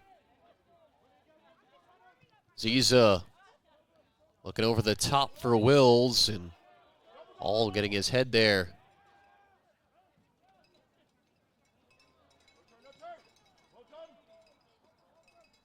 Schulte with Furman on him, and Furman is knocked down.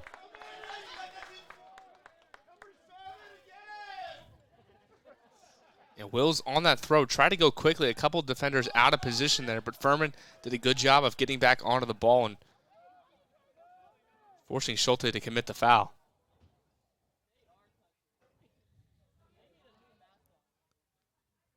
Again, the Marlins with possession here in W&L's end. Looking back, post Hall there. Wills coming away with it. Knocked in by Wakefield, and an empty try. Slapping the ground in frustration is Moody. He knew he had a clear chance at that header and just missed.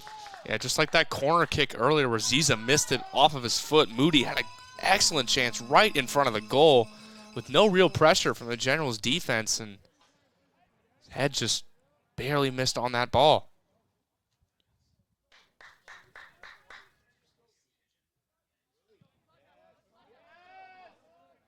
Joseph plays short here for Willie Hall. Play the long diagonal for Agba. Agba flicked ahead, right back to him. Jenkins will step up. Agba ends up to the feet of Cahias, and that shot is wide. Cahias in the middle of the box there. Able to find that one deflected from Agba. Agba, the defender right in front of him, though, forcing him to kind of fall down and take that shot off balance. Still a good effort, though, just unable to steer that one to the bottom right corner. But a good ball by Hall, setting that whole play up. Able to find the connection on the long pass. After threatening chances from Virginia Wesleyan, where, again, they were that final touch away from converting, it's the same for the Generals down the other end. Chances around the goal, but just no connection in the end. And both teams looking for somebody to step up and make that final big play, but just has not happened yet. Furman helps to put an end to that through ball. Haynes will loft it the length of the field. Bittler. Here's Ziza.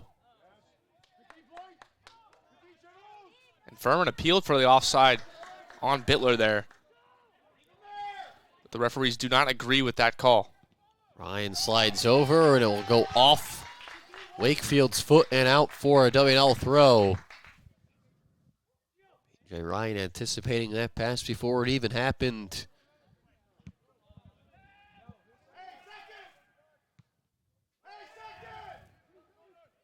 Cahias looking to bring it to his feet.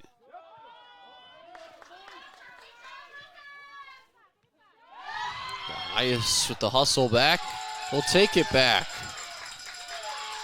And Cahias has not been afraid to go slide down onto his feet. And that time doing a good job timing that and to break up that pass. Agba chips it past one defender. Amy Agba with it on the far side.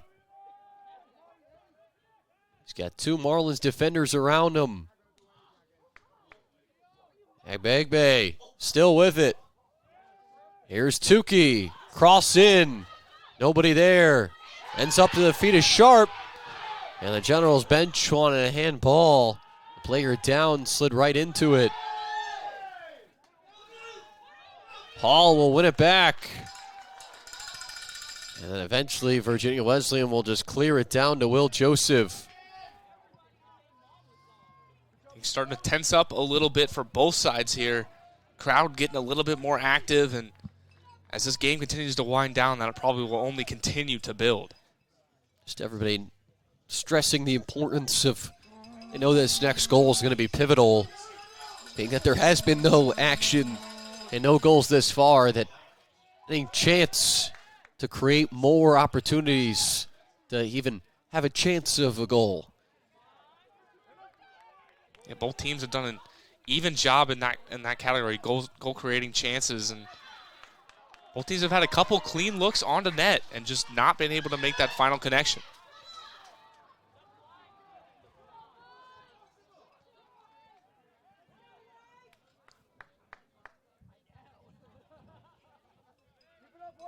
Virginia Wesleyan quickly plays it back in off the free kick.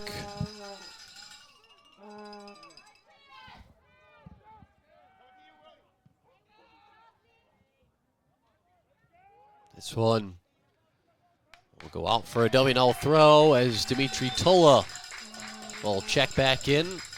He will replace Justin Chekanekio for the Generals. Coach Abaz on the sideline doing a lot of coaching with Tola, trying to explain what he needs out of him in this half. We'll see if Tola can come in and deliver. Tola comes in on this left wing. Tells Pleasance to move more up to a central midfield and drop Jenkins back into more of that holding spot.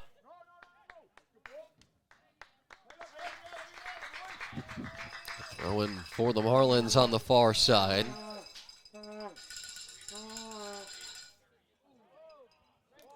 Tukey with another strong sliding tackle. Decision making and awareness of where to be and when to be there.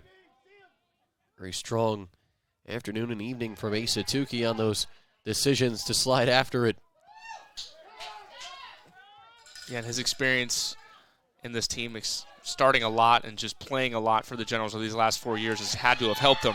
Hall up for Tulla. And the wherewithal there from Josh Nevins. Yeah, it was almost a potential goal-saving tackle there from Nevins. Tulla had a couple teammates sprinting towards the middle, and not a lot of Marlins defenders were back. Out it goes for a Washington Lee throw. The Generals will make a change. Buster Kuig will come in for Ryan Sharp. And that'll put Kuig at the left wing and Tulla into the central midfield.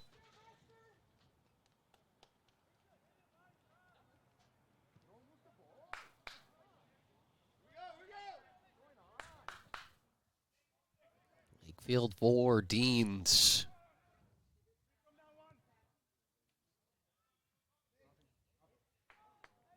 Joseph will bring it back into the box to pick it up. Under a half hour to play here. Still no score between number 22 Virginia Wesleyan and Washington Lee. The Generals unbeaten in their last 11 games. Off to an 8-3-4 record. Virginia Wesleyan 11-3-2. Agbagbe by his defender in the box. His cross knocked away. Still loose. And out it will go for a corner in favor of W&L. Agbe did a good job of almost brute forcing his way through there, just kicking the ball past the feet of the defenders trying to stop him. And then that one took a deflection. He laid out for it there, and it must have hit off of a Marlin defender's feet. So Pleasance readies for the corner. The Generals stacking everyone inside the 6-yard box, and the official will ask for the clock to stop to talk to some players. He will talk to one player from each side. Say enough is enough. Yeah, always pushing and shoving going on inside on these corner kicks, and the referee has to do a diligent job of keeping an eye on that, making sure that nobody commits a foul inside. Pleasance looking near post, and that one is flicked in by Treon Cahayas. What an excellent ball there by Pleasance. Put it on the near post, and Cahayas did a good job of just coming up and knocking his head on it and catching everybody off guard there, especially Haynes. Haynes had no idea where that ball was going, what direction that was going to take. And that one slotted home. A big goal in this contest for Treon Cahayas. Second goal of his career for the sophomore forward from Greece. Assist to Lucas Pleasance off the corner and perfect execution from the Generals. And the center referee just gave a talking to Cahayas about his physical play inside there, and he follows it up by putting himself in perfect position to get a header that finds the back of the net. He made that dash to the, starting in the near post, he kind of worked his way in front of the defender, and then with the back flick, using his head to score the lone goal so far today. He did a good job of letting the corner from Pleasance do most of the work and where that ball was going, and then just redirected it. Didn't try to put too much extra power on it, and it slid right behind the hands of Haynes.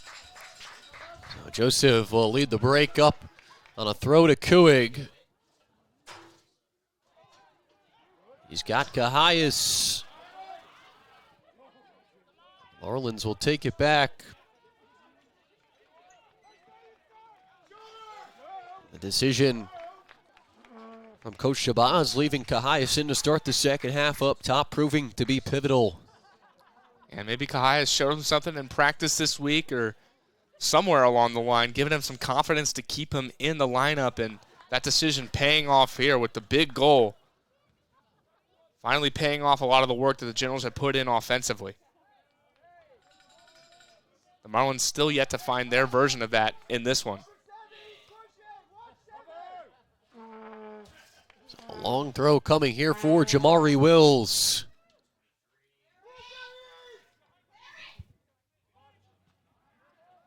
This one skied in the air, and Joseph able to meet it.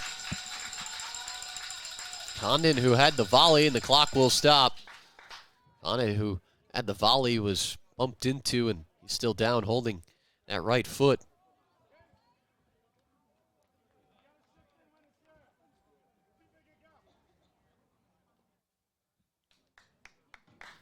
They help back to his feet with 26-27 left here in the second half. A 62nd minute goal from Treon Cahias off a corner from Lucas Pleasance as Washington and Lee in front 1-0. As you were saying earlier, both the teams, the first one to find that goal, a huge confidence boost as it's been a struggle to find the back of the net and really a ton of shots on goal for both sides. But 1-0 in soccer can change as quickly as a snap of the fingers. Mejia out wide, Ziza. And nothing, just incidental contact as a couple of players topple over each other. Ziza not able to get much behind that one.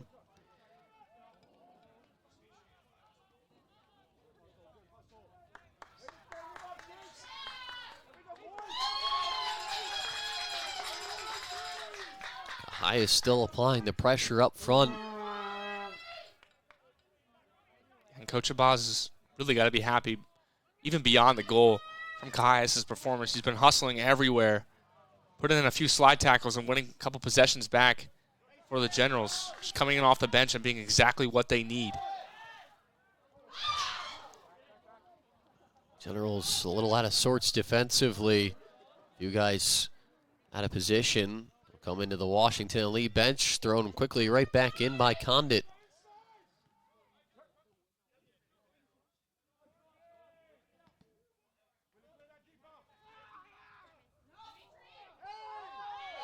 Wills trying to keep it up.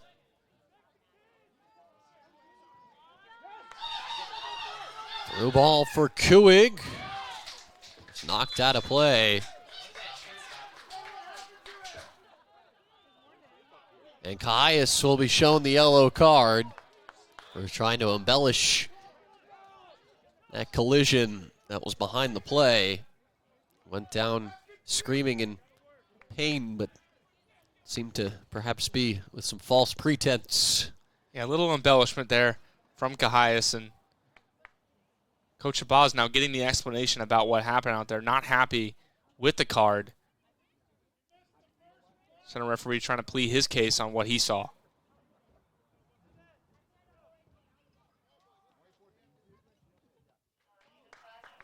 The Generals will try and get at least a little extra water.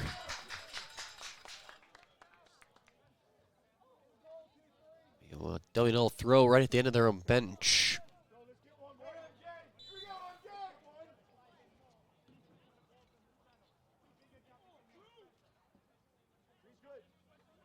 All will come in for Kuig and get it right back. This one a knuckler, looking for the back post, and Agbe a step or so from getting there. Two changes for Virginia Wesleyan. Ryan McAdams and Everett McCloskey. Out goes Wills and Ziza for Virginia Wesleyan.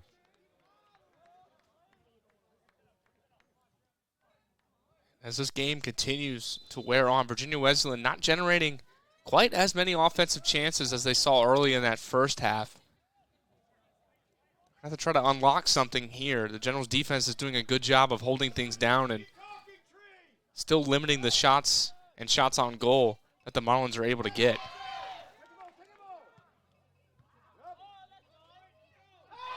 Cahias upended from behind.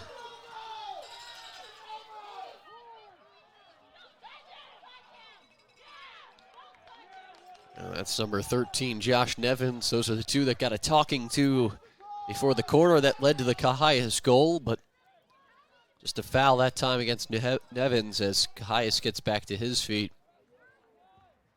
Yeah, and as this game goes on, and as it has earlier, the chippiness between those two is probably only going to build. See how that plays into this. Cahias still already on that yellow card as well. Pleasance ready over the free kick as the Generals line up at the top of the 18. Willie Hall will come over as well.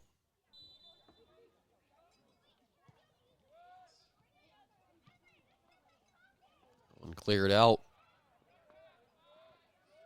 Yeah, McAdams for the Marlins. Good job reading that one and coming up and preventing any danger off of the free kick. A throw in for Washington and Lee. Buster Kuig ready and waiting with the long throw. This one into the box. Ryan with his third there. Loose ball saved off the line. And then Haynes will dive on it. And Haynes has come out of the box a couple of times today.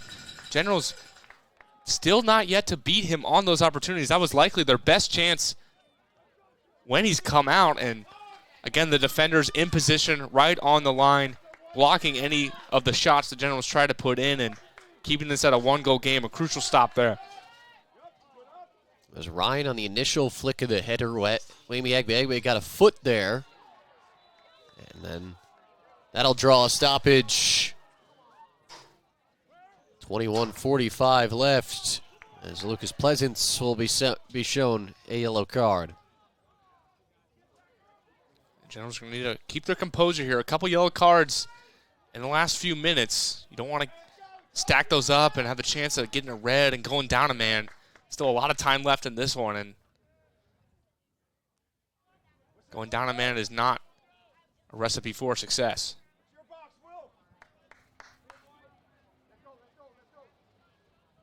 The referee will count off the 10 yards for the two-man wall. There'll be Tola and Pleasance.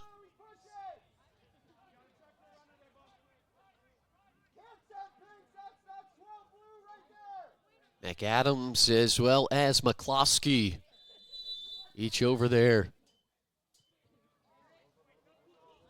Back post. And it was offside anyways. And Will Joseph, aware of where that free kick was going, positioned himself right on that back post. And even if that wasn't offsides, Will Joseph ready to lock things down.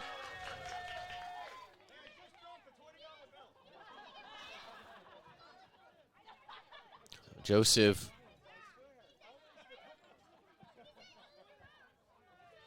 booted away. Tola out for Kuig.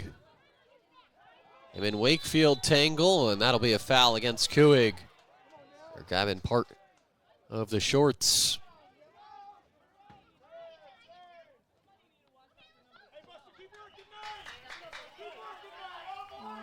Wakefield just ran up in front of Kuig there. Kuig a little frustrated, dragging on the back of the shirt.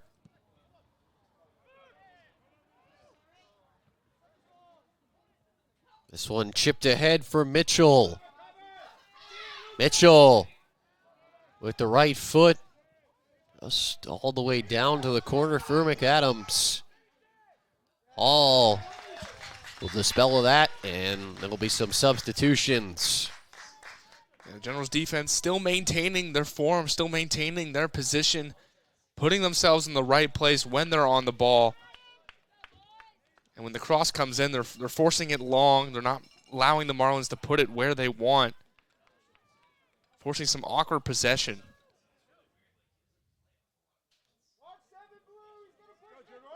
So Kuig exits, Ryan Sharp back in for the Generals. Juan Tovar re-enters for Virginia Wesleyan. Josh Vincent and Daniel Otlowski each come back in.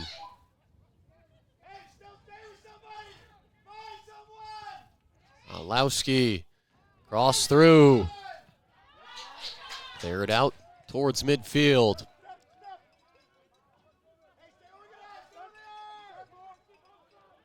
Sometimes when the Generals are back there, they feel like they're stuck in that defensive mindset and sometimes don't play as aggressive up onto the ball as maybe they should. But it hasn't come back to hurt them today. Chipped in, Ryan backpedaling to get there. Swept away by Hall.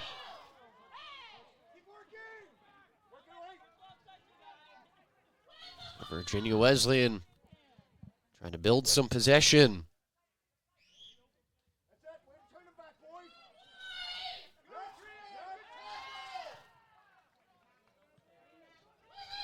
Schulte, shot blocked that time. And then a Virginia Wesleyan player went down in pain after it.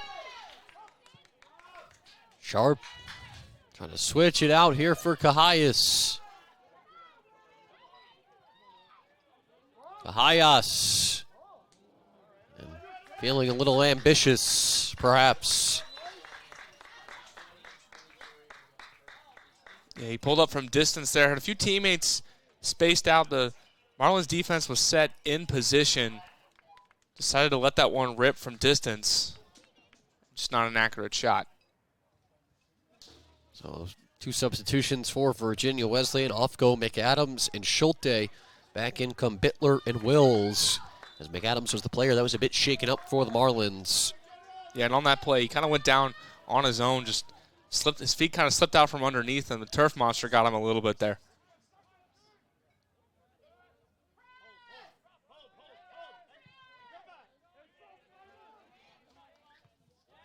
Headed down by Ryan. Still in the feet. Here a Bittler.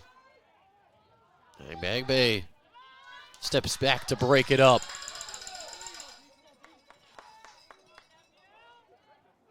Jenkins has it knocked off his feet and out. Throw in for the Generals.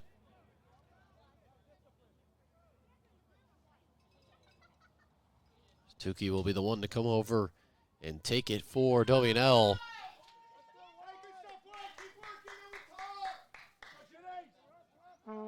Virginia Wesleyan, as this game continues to wind down, their pressure, you got to think, on the ball on all parts of the field is only going to increase, which leaves some opportunities on their back end. Yet to see a real good breakaway chance from the Generals today, but they've had a couple opportunities, and could be some more as this game continues to go on. Sharp trying to cut it back. Bagbe knocked off of it. It'll be a throw for Washington and Lee. Maybe trying to find Pleasance in the middle of the field with some numbers. Hall steps in front of that one. Looking to flip the field. He's got Tola on the wing. Pleasance will make the overlapping run. Pleasance has his cross sent back out. Good low cross there from Pleasance. Again, as they have been all day, the Marlins defenders right where they need to be.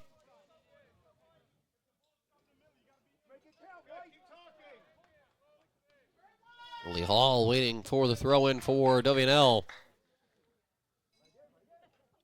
Short to Pleasance.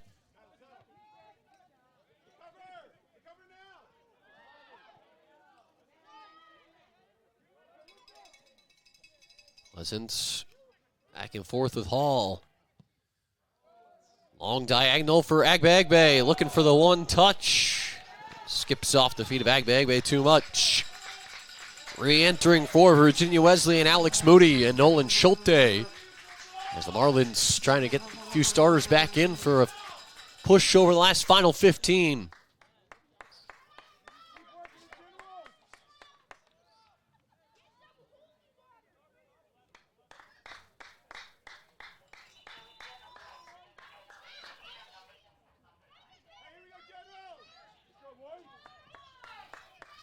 Virginia Wesleyan's offense in this second half has been a little sporadic. They've had some opportunities, some consistent couple minutes straight, like 3 to 5 minutes straight of offensive chances, and then they kind of lose it for another 3 to 5 minutes.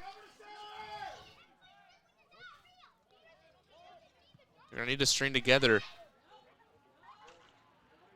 Wills with Hall there, and it'll say last off of Hall. Generals bench and their fans not happy there was no call. Hall getting dragged down. Results in a corner, which Virginia Wesleyan will make a change. Giovanni Ziza in for Everett McCloskey.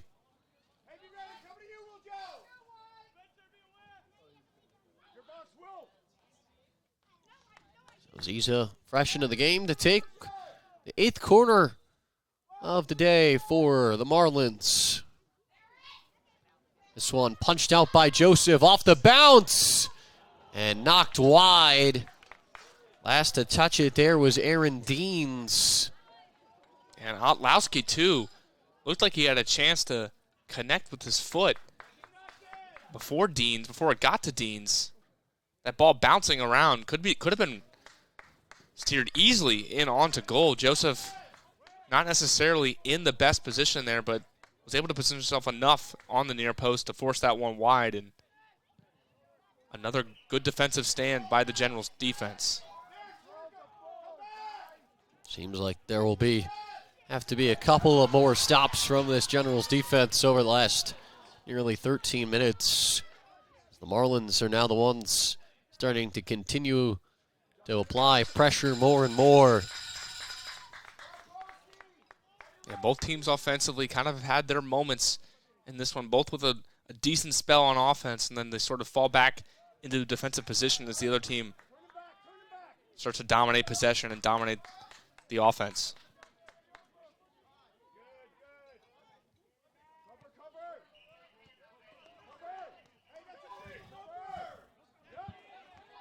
Cahias fighting for it. Otlowski fighting him off. And Ryan is upended by Zach Bittler. And that time, the crowd and the Generals bench getting the call that they wanted. The fans in here starting to get a little rowdy.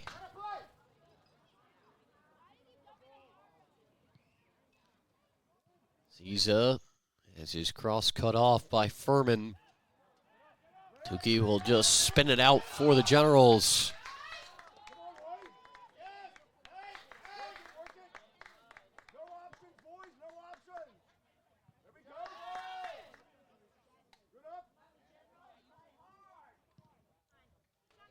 Tukey just clears it out. Another Virginia Wesleyan substitute. Elon Mejia in for Mason Wakefield.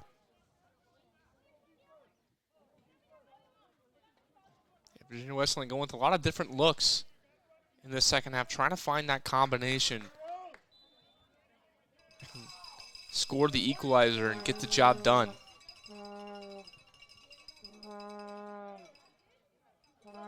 Mejia with Schulte. And Tukey's ball will just balloon out to midfield.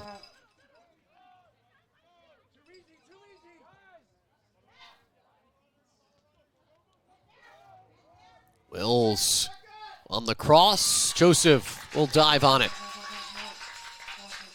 Yeah, that cross just sailed a little bit too far in front of any potential recipient. And Joseph smartly just comes out a little bit and prevents that ball from getting any further into his box. Joseph will boot this one away. Just about 10 minutes left here at Watt Field. Washington only 1, number 22, Virginia Wesleyan 0. Sharp wins it back for the Generals. And out it will go for a Washington elite throw. That pass from Sharp, a little too strong, right into the feet of Cahias, and he was unable to control that. But fortunately for the Generals, the Marlins opt to clear that one right out of play. Earn them the ball back.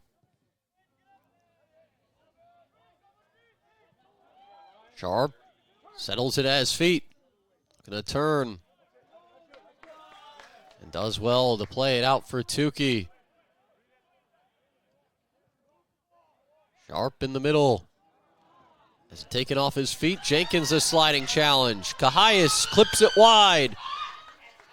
He's got Tola with him and just can't get it there. Some crucial stops there from the Marlins, holding strong their defensive position, but they turn it over again. Tola for Hall. He's getting surrounded. There's not really many options for him. Ryan stands his ground. Hall just trying to chip it up, but nobody there.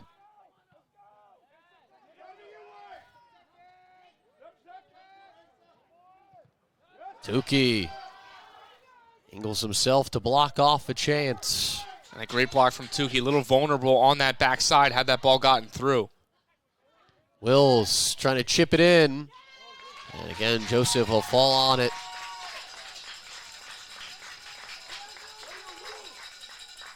Hughes team with a couple of substitutes waiting at the table.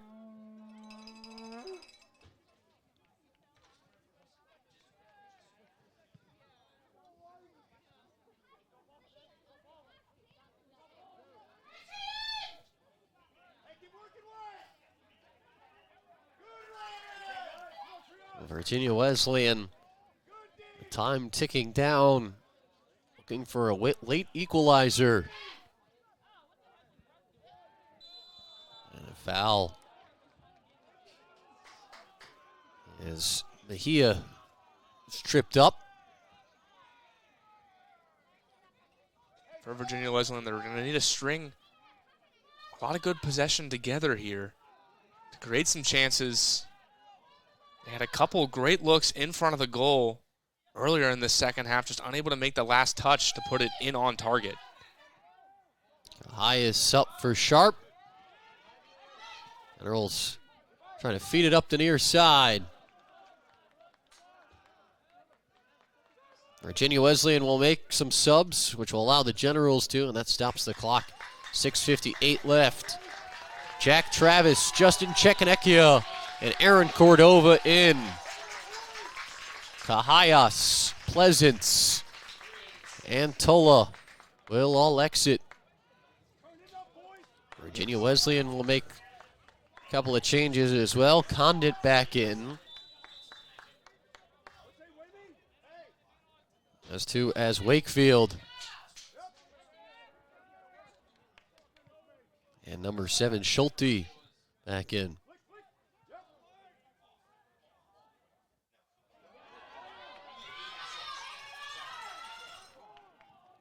Here's a chance for Jenkins. Matthew Jenkins. One more. Egbe. And it comes to Jenkins, who's in an offside positioning on the deflection. And Egbe had his shot blocked. As I said earlier, the chances on the break starting to show up as we reach this final 5 minutes. A good job by the Marlins getting back. We might see a couple more of those chances for the Generals to potentially add a second.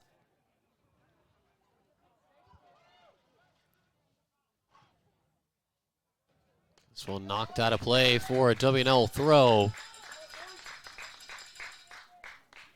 So Coach Shabazz opted to bring in a couple of players to perhaps shore up his defensive structure here over the last 7 or 8 minutes. The throw-in now awarded to the Marlins. Jack Travis, a defensive-minded midfielder. Aaron Cordova, a guy who before suffering a knee injury last year, played both defense and in the midfield for the Generals in a handful of games, and played some big minutes off the bench early in the season last year for Washington and Lee, and now getting just his second appearance of his sophomore campaign after battling back from knee surgery last fall. And the foul there committed by the Marlins. They cannot afford to squander too many more of these offensive chances. A couple inaccurate passes on the plays before, and then a foul committed there, awarding the Generals with the free kick. W&L will waste as much time as they can. 5 minutes left. Here in the second half, working with a 1-0 lead. Out it goes for a Marlins throw.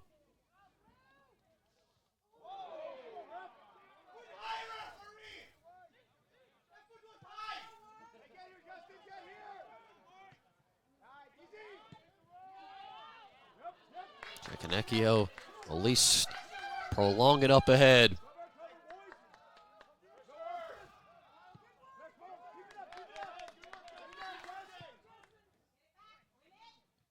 Furman steps to it. Cordova will stand his ground. Tukey looking for a streaking Agbe.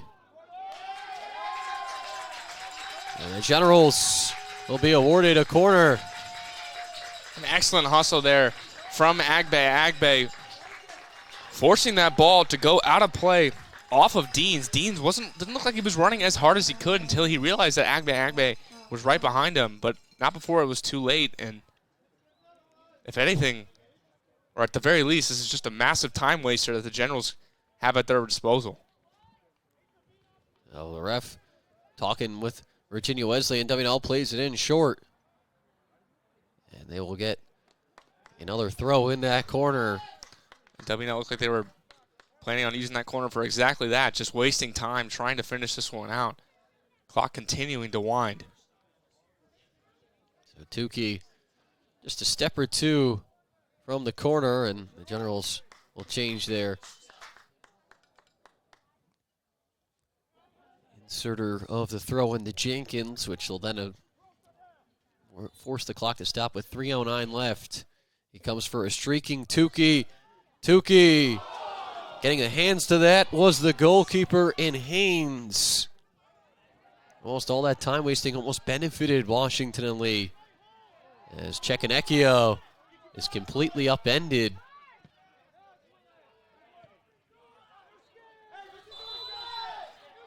And on the follow through, a Virginia Wesleyan player down after a collision.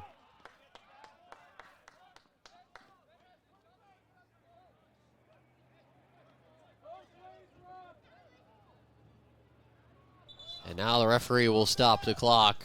A lot of time came off there with just a few players standing around trying to find a ball.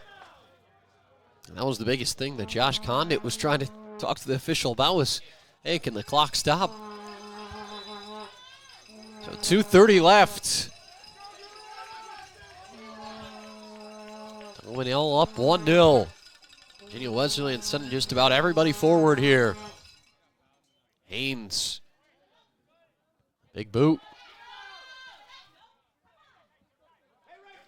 Condit on the flank. Out for a throw. The Generals have everybody back in on defense, not taking any chances. Want to have all the bodies that they possibly can to perhaps get a deflection or steal the ball. Wills, the long throw. Hall with it. Chekanekio, scoop it out.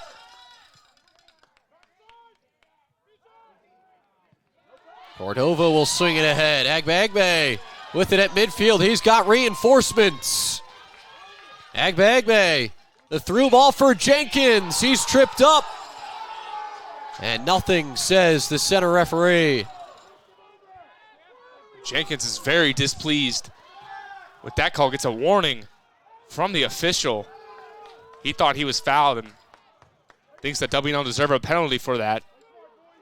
I think the thing that doesn't help his case is the ball kind of got tripped up in his feet. He was already on his way down.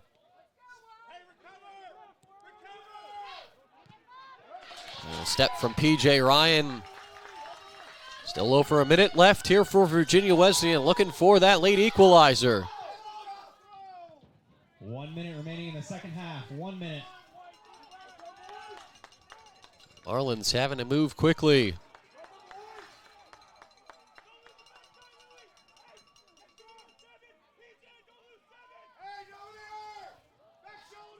Cordova whistled for a foul. So the Marlins trying to go quick. Referee did not stop the clock, and now he will. With 32.8 seconds left, Ben Haynes, the goalie, will come all the way ahead. Everybody up for Virginia Wesleyan. They're going for it all, and at this point, that's all they can do with 32 seconds left. Another goal for the Generals at this point doesn't matter. They need one themselves. So they will change the kick taker here. Number 9, Nate Mitchell. 32.8 seconds left. Chipped in. Agbe heads it down. A race after it. And a sliding challenge from Ziza. At least ends the threat for the Generals. Still time. Agbe going to take a crack from midfield. And it will go wide. And a goal kick, and the Generals can taste a win on Senior Day. The ovation from the home faithful. Washington and Lee gets a ranked win on Senior Day. 1-0 over 22nd ranked Virginia Wesleyan as the Generals stretch their unbeaten streak to 12 straight. Just a great effort all around today from the Generals, but props really have to go to that defense. You say it all the time, but the bend, not break mentality. They had a lot of offensive chances against them, especially down the wire towards the end of that game, but they did a good job of keeping the ball in front of them, blocking anything that the Marlins really tried to do, and limiting the offensive threats that they put on them in that second half, which is really the key to that game. So Washington Lee with a big 3 points at home on Senior Day will vault them into a tie for second place in the conference with Virginia Wesleyan. And now that they beat them head-to-head, which is the first tiebreaker, in the driver's seat for a top 2 spot entering the final day of the regular season, which will be Wednesday when the Generals travel to Ashland to take on Randolph-Macon. But the only unbeaten team left in ODAC play picks up a big 3 points at home. Yeah, the Generals have to be so happy with how they performed today, especially on Senior Day, getting a big win for their 8 seniors who have contributed so much to their team. And Trian Cahias with an excellent header for the 1 goal that separated these 2 teams today. He put in a great effort all around, and the whole team did. Offensively in the second half, they worked through the problems. They worked through the kinks that they saw in that first half. They did a good job of maintaining their composure, especially as towards the end of that game, it also got a little chippy out there. And the Generals have to be pleased with such a big win to pull away at home. 1-0 win, and here's the only goal of today's match. Off a corner kick in the 62nd minute, Lucas Pleasance flicked on by Trian Cahias, and the Generals reign supreme on Senior Day over the Marlins. A 1-0 final score as Washington and Lee stretches their unbeaten streak to 12 games. 5-0-4 through 9 conference games. Virginia Wesleyan suffers their second conference defeat, goes to 6-2-1, and just their 3rd defeat of the season, which drops them to 11-3-3. W&L improves to 9-3-4 and 5-0-4 in ODAC play this season. Yeah, this game just goes to show, along with the standings, just how tight the ODAC is. Either team could have easily have come away with the victory today, or just as easily a draw, but every team on the top of that ODAC fighting so hard to maintain those positions to try to get that home field advantage. And W&L, that 1 goal, the difference in this one, and their defense did just about as good a job to hold on to that lead and maintain it throughout. So the only other games of note happening all later tonight. Randolph-Macon picked up a win earlier today, which improved them to 4-4-1 in conference play. So they are in the 18 picture as it stands right now. That's who the Generals play on Wednesday. Bridgewater, Ferrum, EMU, and Guilford all playing each other, and most of them on the outside of the playoff picture looking in. But the other games of note tonight, Lynchburg, a non-conference game against Christopher Newport, so that will not impact their standings. They can only be matched at the top of the conference with 20 points, and that would be based on the result of the Hampton-Sydney-Averett match, which does not kick off until 7 o'clock tonight. Hampton-Sydney playing at home. They currently sit 3rd in the conference with 17 points, and then the other match of note, Roanoke and Shenandoah, a 7:30 kickoff tonight up in Winchester. Both those teams battling right now in 5th and 6th, respectively, in the conference. So many possibilities for how the ODAC could turn out this season. Who's going to be in the tournament itself, and then who will be hosting. Hosting, not always the most important factor, but you love to be in front of your home crowd, sleep in your own bed, have your own fans with you. So it'll be a good one, or a good rest of the finish for the ODAC season, as both these teams now only have one match left to finish it out. So it'll all come down on Wednesday when conference play wraps up. It'll be Lynchburg at Shenandoah, Washington and Lee at Randolph-Macon. These Marlins of Virginia Wesleyan will play at Hampton-Sydney, Averett at Randolph, EMU at Ferrum, and Bridgewater at Roanoke. Will conclude the regular season on Wednesday. After Wednesday night, the top 8 will advance to the ODAC tournament, which begins a week from today. And the top 4 seeds will all host in the quarterfinals. It'll be on a Saturday, Wednesday, Saturday rotation. So quarterfinals on Saturday, November 2nd. The semifinals on Wednesday in the midweek. And then the conference championship at the highest remaining seed on the following Saturday, September 9th. As the Generals will try and make it back to the ODAC championship game for a 3rd straight season. Right now moving to a tie for 2nd place with Virginia Wesleyan with 19 points. Plus 1 point behind Lynchburg for the top spot in the ODAC. Yeah, and this win today was just so important. Coming off of 3 draws in a row, three draws that maybe they're not the most pleased with. Some of those games that they probably should have come out with a win, squandering some points there, not losing the game. And they had that great comeback against Roanoke, but you always love to come out with 3 points as opposed to 1, just to give you that boost, push you up in those rankings. And as you said, moving them up into 2nd place is a huge deal as they come down to their final game.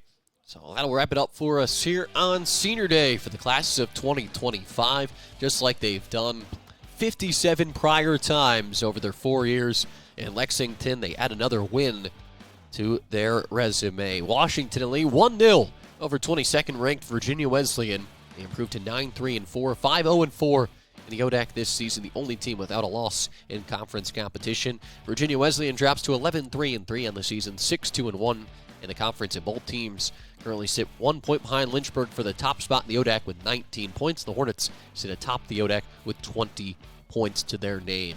For all of us here at the Washington and Lee Sports Network, for my broadcast partner Shane Riley, I'm Ryan Kell saying thanks so much for joining us. Enjoy the rest of your Saturday. Washington and Lee will conclude the regular season on Wednesday at Randolph-Macon. Virginia Wesleyan will go to Hampton-Sydney on Wednesday. The ODAC tournament starts a week from today. We'll see you in the postseason as the Generals get a big win on Senior Day, 1-0 over 22nd ranked Virginia Wesleyan.